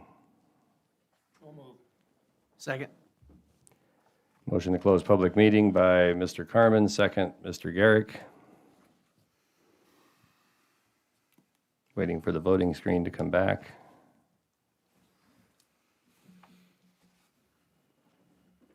Okay. Calling the question. Hold it.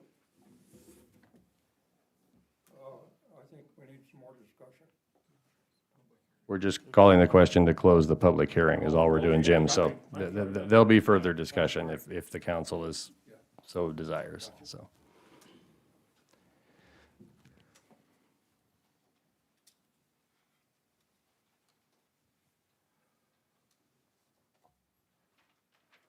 Sorry, waiting for the technology, everyone.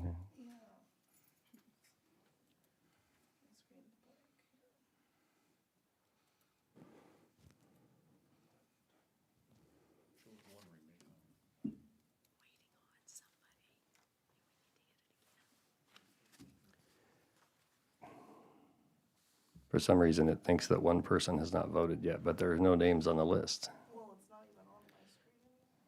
Okay.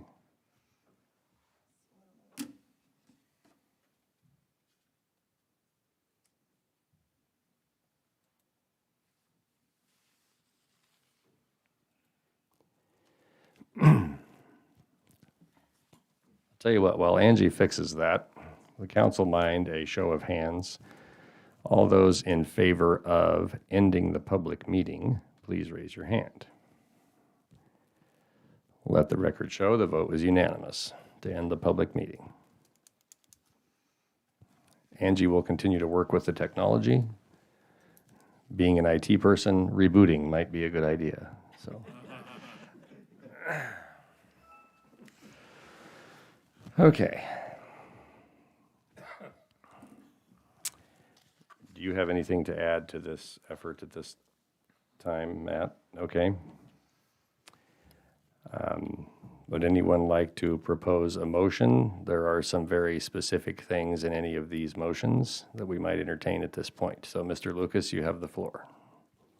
Mr. Mayor, I move that we find the request for conditional use permit to allow 60-foot tall cell tower and telecommunication facility in a B1 neighborhood commercial district located at 1220 West A Street meets the minimum standards stated in the North Platte Code of Ordinances, Section 156-322, and approve and grant the conditional use permit requested with the conditions that all elements of the application are complied with, and with the conditions that, 1, there's no light on the tower, 2, there's no cameras on the tower, and 3, there's a privacy fence as recommended by the Planning Commission based on the following factual findings.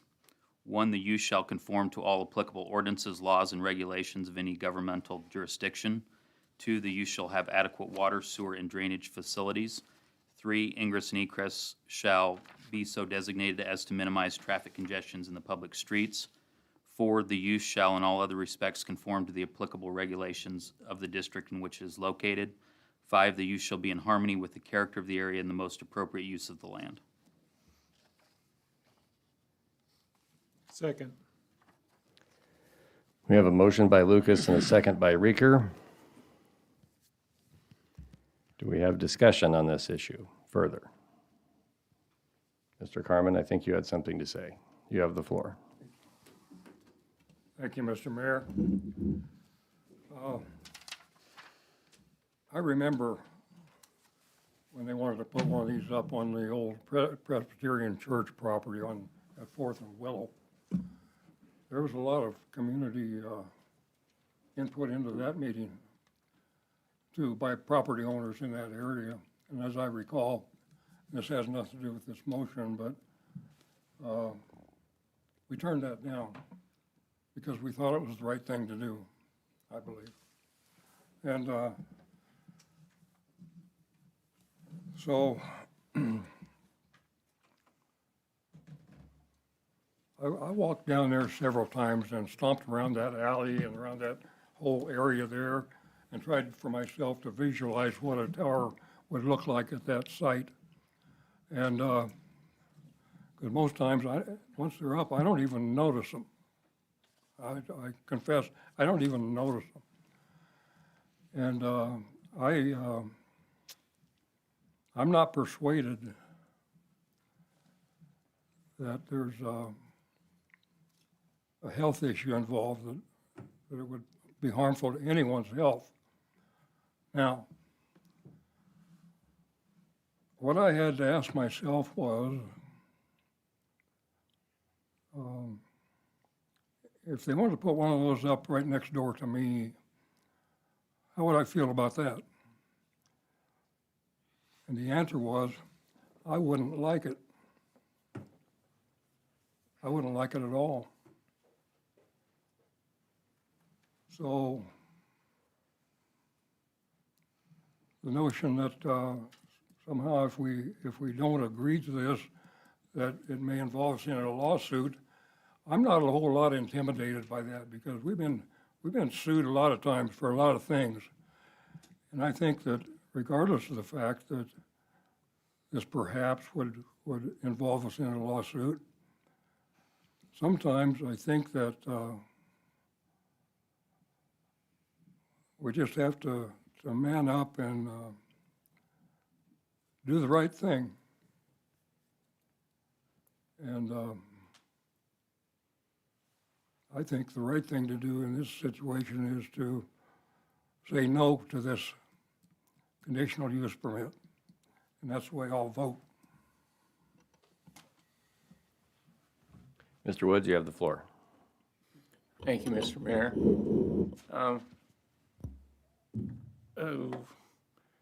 Probably, I don't know, 5-10 years ago, my neighbor had a cell phone tower put in the back of his property. It's directly south of me. It's probably 600 feet away. I didn't really want it, but, you know, he was going to make $500 a month. I thought, oh, what the heck, you know? Well, 2 weeks ago, they put another tower up. I don't know how I missed it. Basically a block and a half to the east of us. So now I've got 2 of them there. The first tower was supposed to increase our coverage. It was a Viero. We had a Viero phone, and we couldn't make a call from our house. I mean, we got great service everywhere else, but we couldn't call from our house. And after that was put up, we still couldn't call from our house. So we switched service. I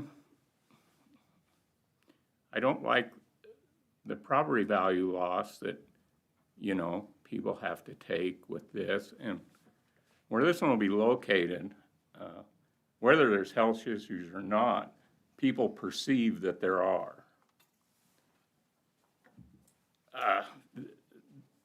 It seems it's not an optimal solution, but it seems like this could be moved over to the school where they already have towers. They could put up a tower there, I would think. It just seems like the citizen doesn't have much say in this, and I think that it could be moved over to the school. I may be wrong, but I think it's an option that should be explored. I think these companies need to get together and plan better. Why do I have 2 towers within 2 blocks now? I mean, I know they were years apart, but I'm like Mr. Carmen. I'm going to vote no on this for the conditional use permit. Thank you.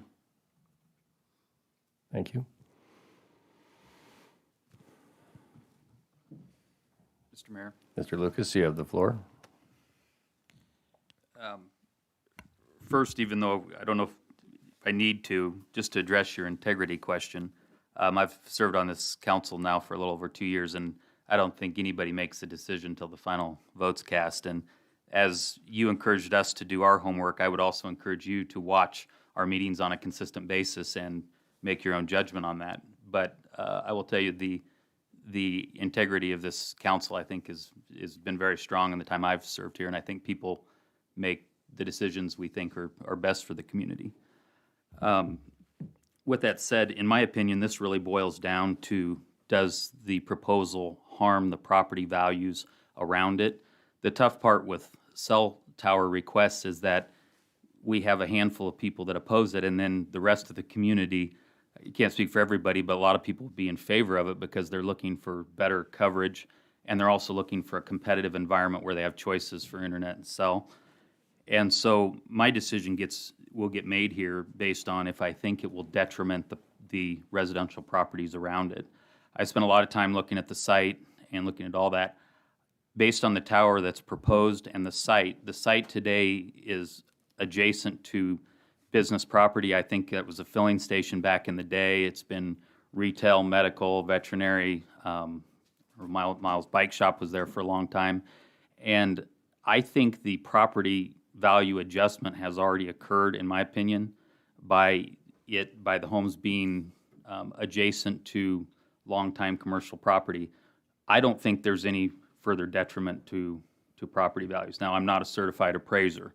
I do work with property values on a daily basis, and I just don't see the value loss in this particular case, is my opinion. But I do respect and understand the concern of those who've presented today. I really do. I just don't see the detrimental value based on what's proposed. Thank you. Mr. Mayor? Go ahead, Pete. Since Mike called me a couple weeks ago, and I know Mike, this has been on my top of mind for a couple of weeks now, and kind of excited to get the package. And same thing, I've been over at that property for 3 days in a row, spending the 45 minutes before I came to this meeting, I sat just in the property looking for some type of divine intervention, to be perfectly honest with you. I empathize with you. I still don't know how I'm going to vote, to be perfectly honest with you, but I empathize with you, and I appreciate Viero and their attempt to at least make this as aesthetically pleasing as possible. Ty, I agree with you a little bit. I don't know how the market value of the property will be treated. I don't know that I think the medical issues are an issue, but I'm not a doctor nor an appraiser, so I'm just a layman and a citizen. But I do like the citizens to have a voice, but I do understand for the overall good of North Platte that this coverage would enhance other people as well. So I still don't know how I'm going to vote. So to your question this morning, or this evening, I do not know yet, and I'm still formulating my opinion. So thank you, Mr. Mayor.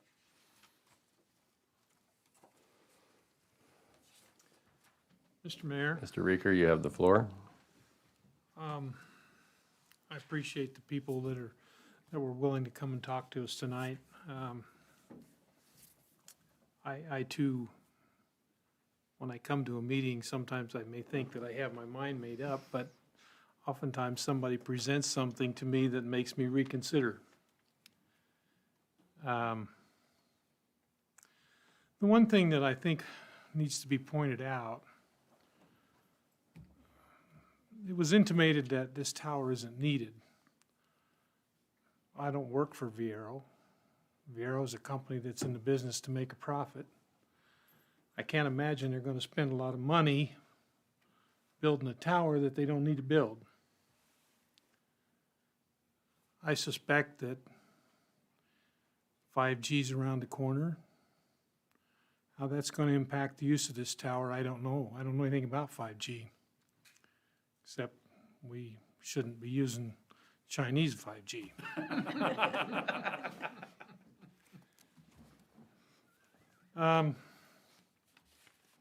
I don't know anything about the health risks. I'm neighbors to Mr. Woods. We've got 2 towers within about a block and a half of my home. This is a very competitive market. I understand the need for additional cell towers because I too had, I also have a cell phone, and there are sections in our community where I don't have coverage. And it's very frustrating when I'm talking to a customer and my cell phone call is dropped. And, you know, that makes it difficult to carry on a business for one thing, but it also encourages me maybe to look at to a different carrier. So I understand very much where Viero's coming from. I think this is a very competitive market. I don't, given competition in the United States of America, it's probably not very likely that Verizon's going to let Viero put an antenna on their tower. And so from a competitive standpoint, I understand that. Regarding the property value decrease or increase, given the location where the proposed tower is to be constructed, I think that what Ty said, I think, is really right on the money. There is an old-time commercial district right there that, depending on a person's perspective, this may actually enhance the value of the property. Some people may look at the school and see that as a detriment to value of the property too. So I too am not an appraiser, but I think there's a lot of things that need to be considered here. I think I know how I'm going to vote, but I don't come to this meeting with a preconceived idea of how I'm going to vote. I think it's very important for me as a person to listen to what you as the public have to say and try to formulate my decision based on what you say. Sometimes the decision that I came to the meeting with stands. Sometimes it's changed. So I'm kind of like Pete. I don't know how long we can ride this fence, Pete, but probably not very long. Thank you, Mr. Mayor. Thanks, Ed. Mayor, do we have time for one more? Ms. Tryon, please go ahead. Okay, I'm a newbie on this council, and I'll have to tell you this is going to be one of the hardest votes, because I know what it's like not in my backyard, so to speak. But I've noticed these zoning things are coming before us. A business is doing this, and business wants to come into a neighborhood, and the neighborhood's going, I don't want it in my backyard. All I want to say is if you live in a neighborhood where there could be a business come in and you don't want it, be proactive and do something about it so we don't run into this. I'm very emotional about this vote because I don't know either how I'm going to vote. I like what Ty said, what Ed said. We need businesses in town, I get that. So I just want to ask the people in the neighborhoods, work together and try to resolve things before they get to this point, if they can. Thank you.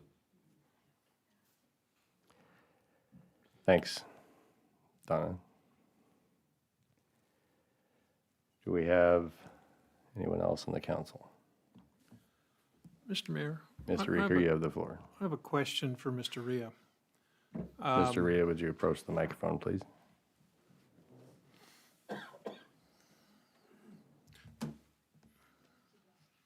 Thank you. There was a comment made about maybe relocating the tower over closer to the school, or maybe even on the school property where apparently there's already a tower there now. I presume you've explored that as an option. What's your findings regarding that? Yes, that's a requirement with your rules and regulations, is to check out to see if there's any other options for structures, not necessarily towers or monopoles, but also tall buildings, okay? And what I did was I gave the pictures and coordinates to the engineers of the high school, and it all has different heights because the high school's been built, renovated several different times, added on, etc. So I gave those coordinates and the different approximate heights and locations of the high school building itself. In addition, I gave them, our engineers, the coordinates and pictures of the lattice tower that's located exactly east of the high school building, or basically northwest of the track and field.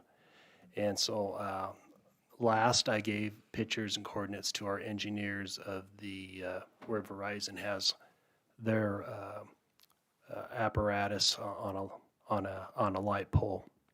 So basically, the engineers replied back, basically, because of the type of infrastructure and the network that we have to make Viera Wireless work, either the location's not good for microwave connectivity, or it's too low because the frequency waves don't get above the trees, etc.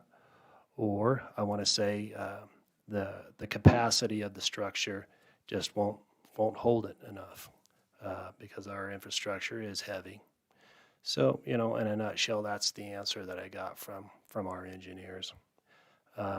Please keep in mind that I want to say that, yes, where we're proposing right now is a good central location where we need to be at a high frequency, 1900 plus megahertz. And it's going to fit in really good when comparing to our recently approved monopole on North Carr. That second monopole that was built, that is our infrastructure, Mr. Woods. So you will, any GSM, whether you're Viera or T-Mobile or AT&T, any GSM network should have really good reception once we turn that switch on. So anyway, the specific location of what we're proposing here is going to fit just good. And it's similar to like a lawn sprinkler. You don't want to put your heads too close together, or else you oversaturate the lawn. Well, in this case, you oversaturate your frequencies, etc. So anyway, I want to say that as an individual, if this was absolutely going to be harmful for the human beings, I wouldn't be doing this job. In regards to property values, you can paint anything in a neighborhood, and the way you paint it is either going to maintain the value or depreciate the value or increase the value. So, my opinion, I am a real estate broker. My opinion as far as deflating property values, I won't believe that, just for the mere fact that you're going to have people wired where they will not like that seen from their backyard or back window. And you have other people wired where they're fine with it, especially if they're with GSM or want an internet option, etc. And so, Mr. Realtor, you've got the choice to either discount the value of homes in the area because you're going to market those homes to people who don't like them, or you're going to discount the homes of the homes in that area where you can do a quick sale and sell it to someone who it doesn't mind. I will never, ever come to the conclusion that it will devalue a home or an area, unless, it's a big old guy tower with a light. And, that's not what we're proposing here tonight. So, the answer to your question, Mr. Reeker, that's in a nutshell right there. Any other questions, Mr. Carmen? Yes, talking about the high school property over there. That other tower, as you just mentioned, is actually just kind of to the northwest of the football field.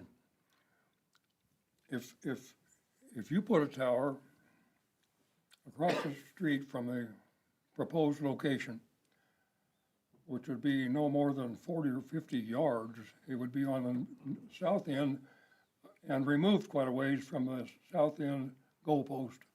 There's already some clutter in there, that area anyway, just adjacent to the fence that's on A Street. The sidewalk, there's some space over there. There's a flagpole that's mounted there. There's lots of other stuff sticking up on that property at the high school. but as a non-technical person, I just have to doubt that if you place that thing, or it would be out of the way on the north side of A Street, where there's ample space, instead of perhaps 40 yards south where you propose to put it. Seems like to me that that's not enough distance to make a whole lot of difference in technical terms as to how well it performs. Would you like to comment on that? Mr. Carmen, I like creative thinking, always looking for solutions, seriously. The engineers have considered that already. And besides what the engineers have already considered and analyzed, et cetera, Mr. Carmen, personally, I've witnessed ice storms, not too many hurricanes or tornadoes, but I do know that if we put all of our eggs in one basket, put all of our antennas in one area, and that area gets a direct hit from a tornado vortex or whatever, that whole area is going to be down. Where do people go when there's a tornado? They go to a high school or an auditorium, etc., for food, clothing, and shelter. And what Vero Wireless wants to shine at with is to have and still at a minute's, hours notice, go ahead, and if there's, like I said, a tornado, ice storm, whatever Mother Nature gives us, then we'll be up and going already. So that's my answer to that. And I'm pretty sure that's in our business plan too. It's when you own the land, you own the tower, in this case a pole, and you own the wireless network, the buck stops at you. And if the electricity goes down, we own the backup generator. Thank you. Thank you. I like your creative thinking, though. I look for that kind of stuff, too. Anybody else? Yes. Mr. Mayor.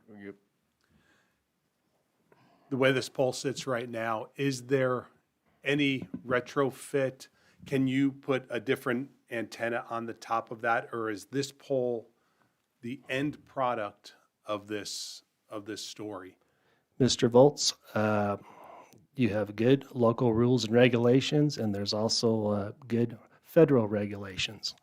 The height that we're proposing is already approved by FAA, and then hopefully it'll be approved by local government agency here tonight.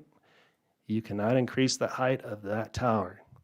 Every once in a while, we'll get a question about the lightning rod on top of it, but that's not included as in the total height. Okay. As far as the height, and I agree to that, but as far as I believe that's the antenna on the very top of it, the larger radius. Yes, sir. Thing. So, and a lot of times you'll have a tripod type looking antennas on there. So a tripod type of antenna cannot be retrofitted on this pole. Is that an accurate statement? As of right now, no, because this is an aesthetic pole. What may happen, don't know if it's permitted on this type of structure, that I've seen poles where they've mounted real small antennas on the side of them without a tripod, okay? I don't know if that's ever going to happen. I can't promise that, but that all depends on structure capacity of that landmark pole.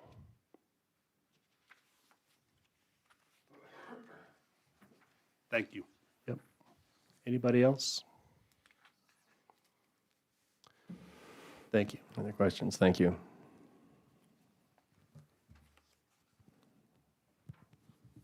Council, do we have further discussion on this issue? Mr. Mayor, I'd like to propose an amendment. Is this now time? Okay. You have the floor. I would like no light, no recording devices, and the fence to be a minimum of 6 feet, PVC fence. Change to our motion. Do I need to read the whole thing?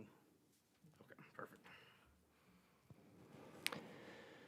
Okay, we have a proposed amendment. Do we have a second? Second. Okay. Proposal Garrick, second Tryon. Do we have any discussion on this proposed amendment? Mr. Reeker, you have the floor. Mr. Mayor, I was maybe mistaken. I thought Mr. Rhea talked about a fence. Did I understand maybe a 10-foot fence? Or was there any recommendation from the planning commission? I actually mentioned that. I don't even know if I can speak, I'm sorry, but I was at the planning commission. I'm the one that recommended a fence. I brought it up. And we wanted it to be at least 10 feet. We wanted it to be at least 10 feet, higher the better. Okay, thank you. Thank you. Something I brought up along with, I didn't want the camera, and I didn't want the light. I just want it noted that those were things that I had to, for lack of a better word, fight for. Can you Okay, amend my thank you. amendment to 10 foot? I think I said minimum, so that. Oh, okay. Minimum of 10 foot PVC pipe. I would like to amend my amendment. PVC fence. Thank you, Mr. Reeker. So we have an amendment to an amendment. Are we okay with city code on that as far as the 10-foot fence? Oh, good. We can get there. We can do that. You need a second? Yes, we do. Second. Okay, amendment to the amendment, Garrick, and seconded by Reeker. Good thing we went over Robert's Rules of Orders, isn't it? Yes, Mr. Mayor, Pizza now. yes. Mr. Lucas. just as a discussion point, I did have in my original motion, no camera, the fence, it wasn't as clear. And I'm trying to remember the other item, let's see, and the no light. I mean, would it be better to have a clean, I mean, I'm in favor of these ideas. Would it be better to have a clean, straight motion on this? It seems a bit confusing to have I don't know, if you have any opinion on that, Terry, but. Clarity is always good. But you do have a pending motion. Okay. Whatever Right. suggestions you have, Judy is here from the planning commission and can address those and can say what the planning commission. Okay. If I may, Go just ahead. briefly, sorry, Mhm. Mayor Kelleher. So the planning commission approved it with those ideas in mind, but I'm not sure that they were stipulated. But the bigger part about specific to the fence is the fence could have been anything. And what I don't want to see is a fence around the base of the tower that's a chain link fence with slats going through the chain link fence. And so I wanted the added requirement of a minimum 6-foot PVC vinyl fence. Up to 10, I'm perfectly comfortable with that. The planning commission was very vague on what the fence would be made of. And so I wanted to solidify what we're building there, or what we're requiring of Vero. So, since the original amendment included the light and no camera provision, theoretically, you could cancel your amendments and propose one that suggests or requires a certain type of fence as well as a certain height, if you chose to, Mr. Garrick. I cancel my previous amendment, and I propose that it has no light, no recording devices, a minimum of 10-foot vinyl PVC fence surrounding the tower. Second. Oh, thanks, Donna. Okay, proposal, Garrick, second, Volts. Do we have discussion? Mr. Woods, yes. Well, I hate to ask this, but I'm a little confused. It's the night for it. When we vote on this amendment, we will only be voting to add the fence to the motion. That is correct. Okay, thank you. Okay, thank you for clarification. It's most appreciated. Do we have other discussion on the addition of a requirement of a 10-foot vinyl fence on that motion? Do we have any other discussion on that issue? Calling the question on the addition of a 10-foot vinyl fence. Please vote now. We have a different looking screen up here, so let's hope this.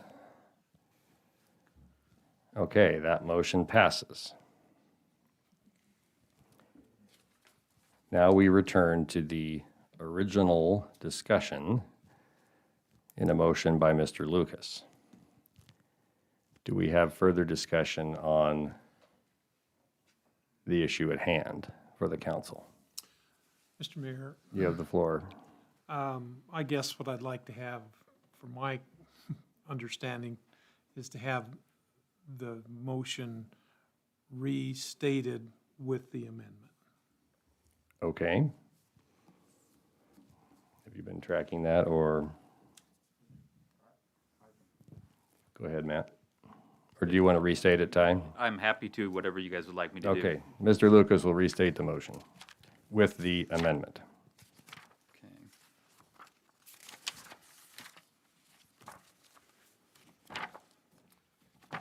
Page 53 if you're looking. Yeah. Okay, thank you. Okay. I move that we find the request for a conditional use permit to allow 60-foot tall cell tower and telecommunication facility in a B1 neighborhood commercial district located at 1220 West A Street meets the minimum standards stated in the North Platte Code of Ordinances, Section 156-322, and approve and grant the conditional use permit requested with the conditions that all elements of the application are complied with, and with the conditions that, 1, there's no light, 2, there's no camera recording device, and 3, that there's a 10-foot vinyl PVC privacy fence.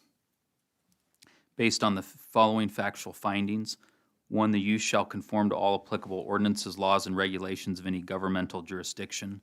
2, the use shall have adequate water, sewer, and drainage facilities. 3, ingress and egress shall be so designated as to minimize traffic congestion in the public streets. 4, the use shall in all other respects conform to the applicable regulations of the district in which it is located. 5, the use shall be in harmony with the character of the area and the most appropriate use of the land. Thank you. Okay, the motion has been restated. We don't need a second, it was a restating, but thank you, Mr. Carmen, I appreciate that. Okay. It's now time to call the question. Please cast your vote on this issue.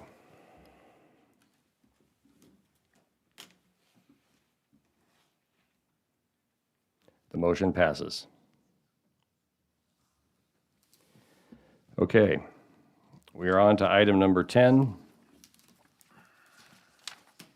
Consider authorizing the fire department to make application to the fiscal year 2020 Assistance to Firefighters Grant, AFG, program for funding replacement of turnout gear for all career and volunteer firefighters, and commit to 10% matching funds if application is successful. The total project cost is $247,000. Successful application will require $27,400 matching funds from the city, again, if the application is successful. Mr. Mayor, I propose that I move that we authorize Chief Thompson to make application for Assistance to Firefighters Grant, AFG, funding and commit to a 10% matching funds if application is successful. The total project cost is $274,000. Successful application will require $27,400 in matching funds from the city. Motion Reeker, second Carmen. Do we have any discussion on this issue? We have the chief here if anyone has a question. Mr. Woods, you have the floor. Okay, I have a question for you, Chief Thompson.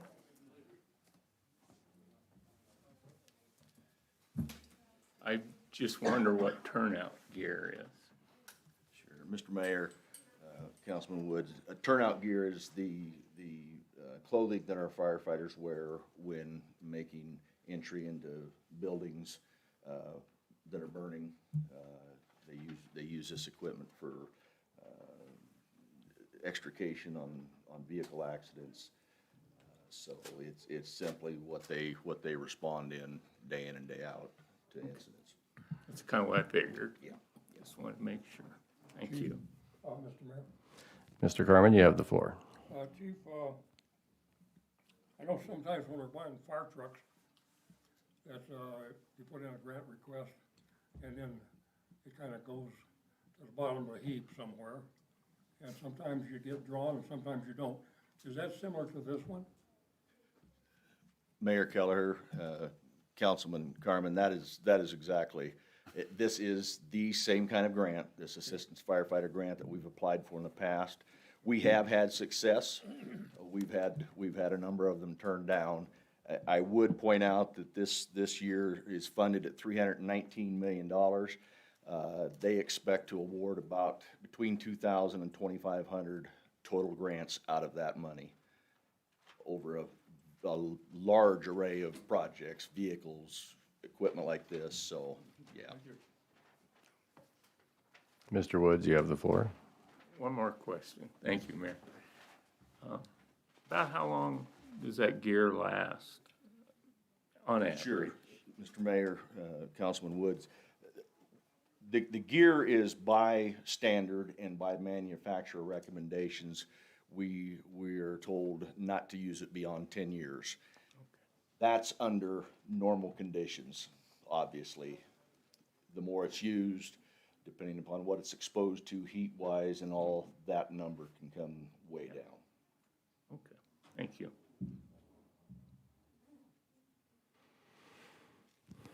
Other questions? Discussion? Oh, Mrs. Woods, you have the floor. This is who? Oh, I did it again.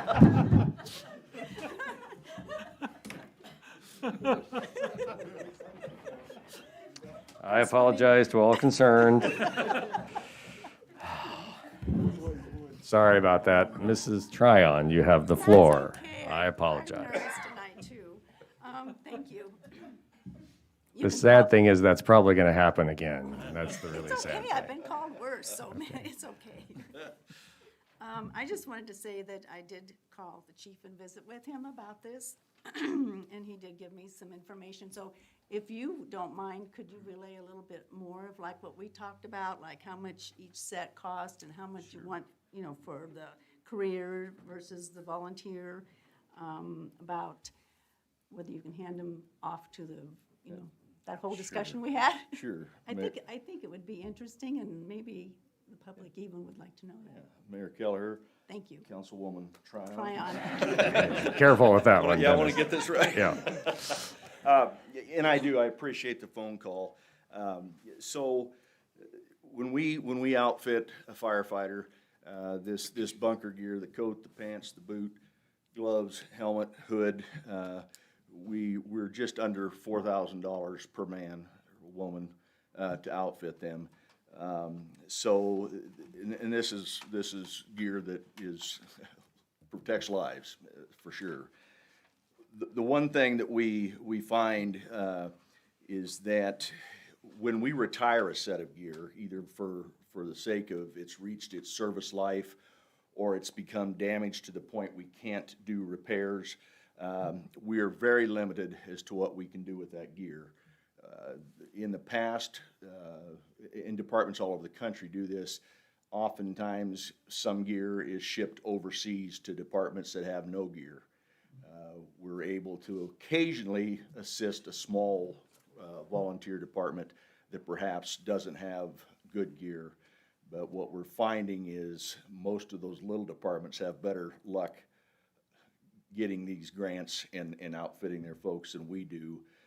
So we're pretty limited, but we do try to find another thing we can use it for is training only, so we aren't using our new or good gear and roughing it up when we don't need to. So we try to find avenues to use our old gear in addition. So and one of the things I would just add with this grant, I sat through a workshop last Thursday with FEMA on this very grant.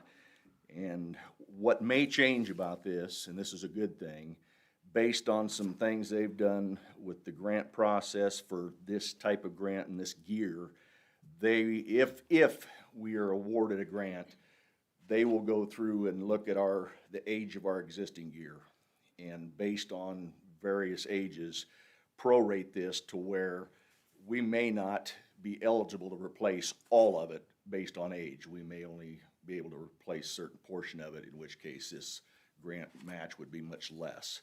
So I have set forth to equip every one of our volunteers and all of our career folks that could make entry into a home or a building to replace gear for every one of those folks. And we'll go from there. We are fortunate, this council in the past has done a good job of assisting us. We budget about 5 sets of gear a year on the career side, 3 on the volunteer side.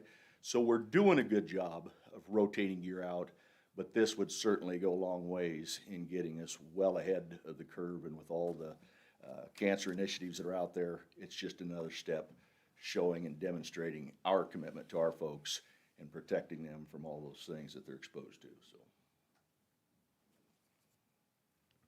Mayor? Go ahead.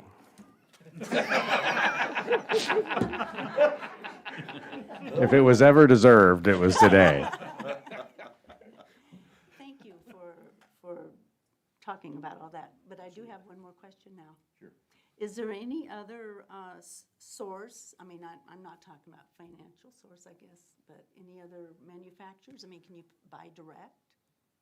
Or it would be not financially feasible probably to do well, that? Mr. Mayor, Councilwoman Tron, we do, if awarded this grant, we will go through, we would put out our bids and go through one of our vendors to see who can offer us the best. And certainly there is value in purchasing quantity. Yes. So we would take advantage of that if successful. Okay. Thank you very much. Indeed. Dennis, I have a question. And it does not relate to Councilwoman Tryon's name, fortunately. So. Thank you. Is it fair to say that if awarded for this grant, in essence, the city pays for 10% of the cost of whatever it was determined we would purchase? Mr. Mayor, that is correct. Okay, thank you. And I would just, to make sure everybody understands, this match is based on population. It can be as low as 5%, it can be as high as 25%. Our population, we fall in that 10% match, so that's how they arrive at that.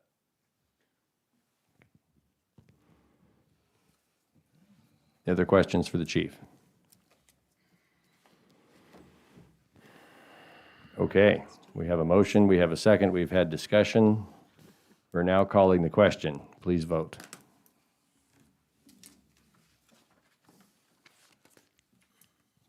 That motion passes. Okay. Election of the council president for 2021, item number 11. This time, we would entertain anyone who would like to nominate anyone else to do so. Mr. Mayor, Mr. Reeker, I would move to elect Councilman Nisley as president for 2021. Second. okay, we have a nomination by Reeker and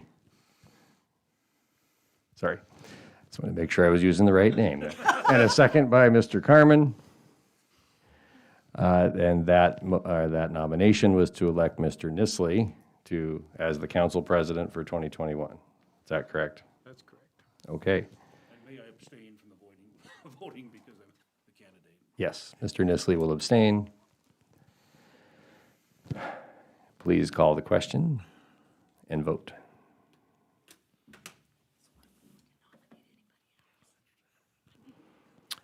Well, Mr. Nisley, I'm sorry, but that motion passes. You are now the council president for 2021. Congratulations. It's an honor, just listening tonight to these council members, the quality of the people serving on this council. I've never served on a group like this. They're all informed, they all take the time to listen, and I'm proud to serve in that capacity for this year.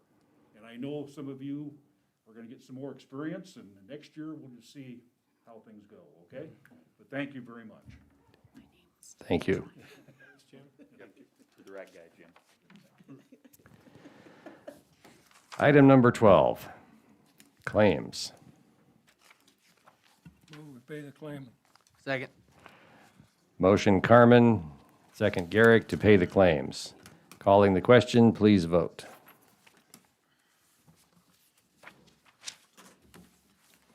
Motion to pay the claims passes. Mr. Mayor, I make a motion that we close the meeting. Could you give me just a second to go through the last piece here, Mr. Reeker? I know, but there's the public agenda request phase of this meeting that we've added to the end here. So let me just read this. We respect our city employees and request that any complaints or criticisms of employees not be aired in a public meeting. Concerns about employees should be brought to the attention of the city administrator or mayor. Individuals in violation will be declared out of order.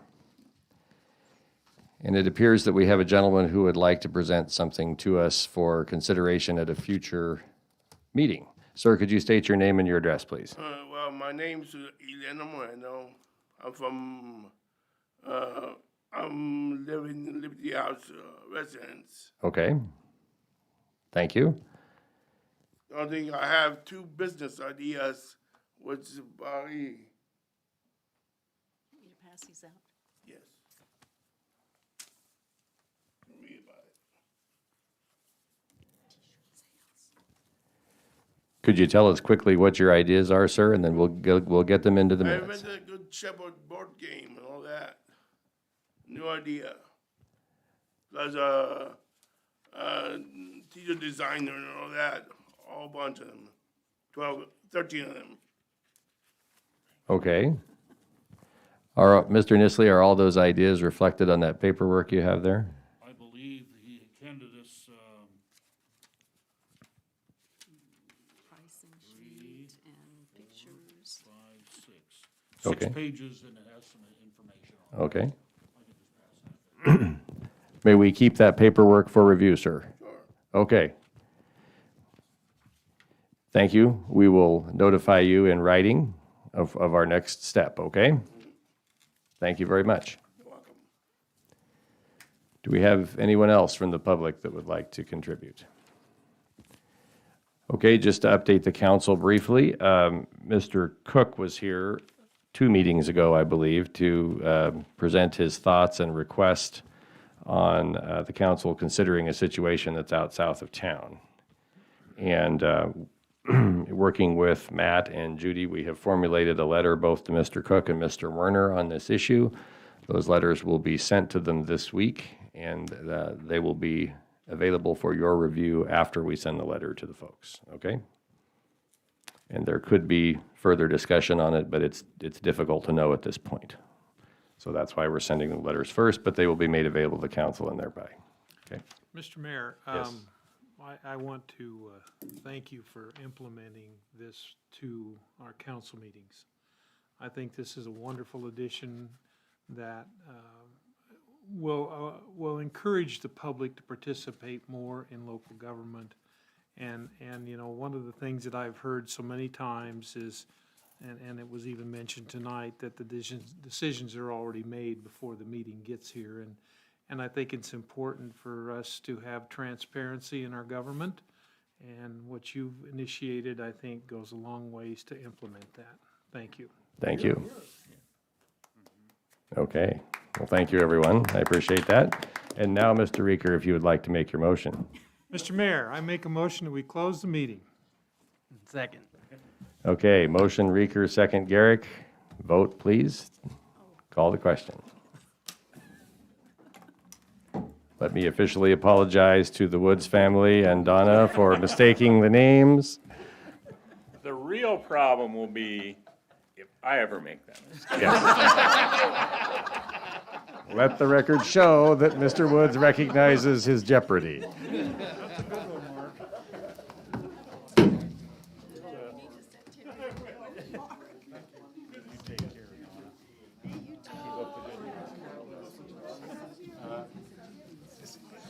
At the very, very start, I mean, yeah.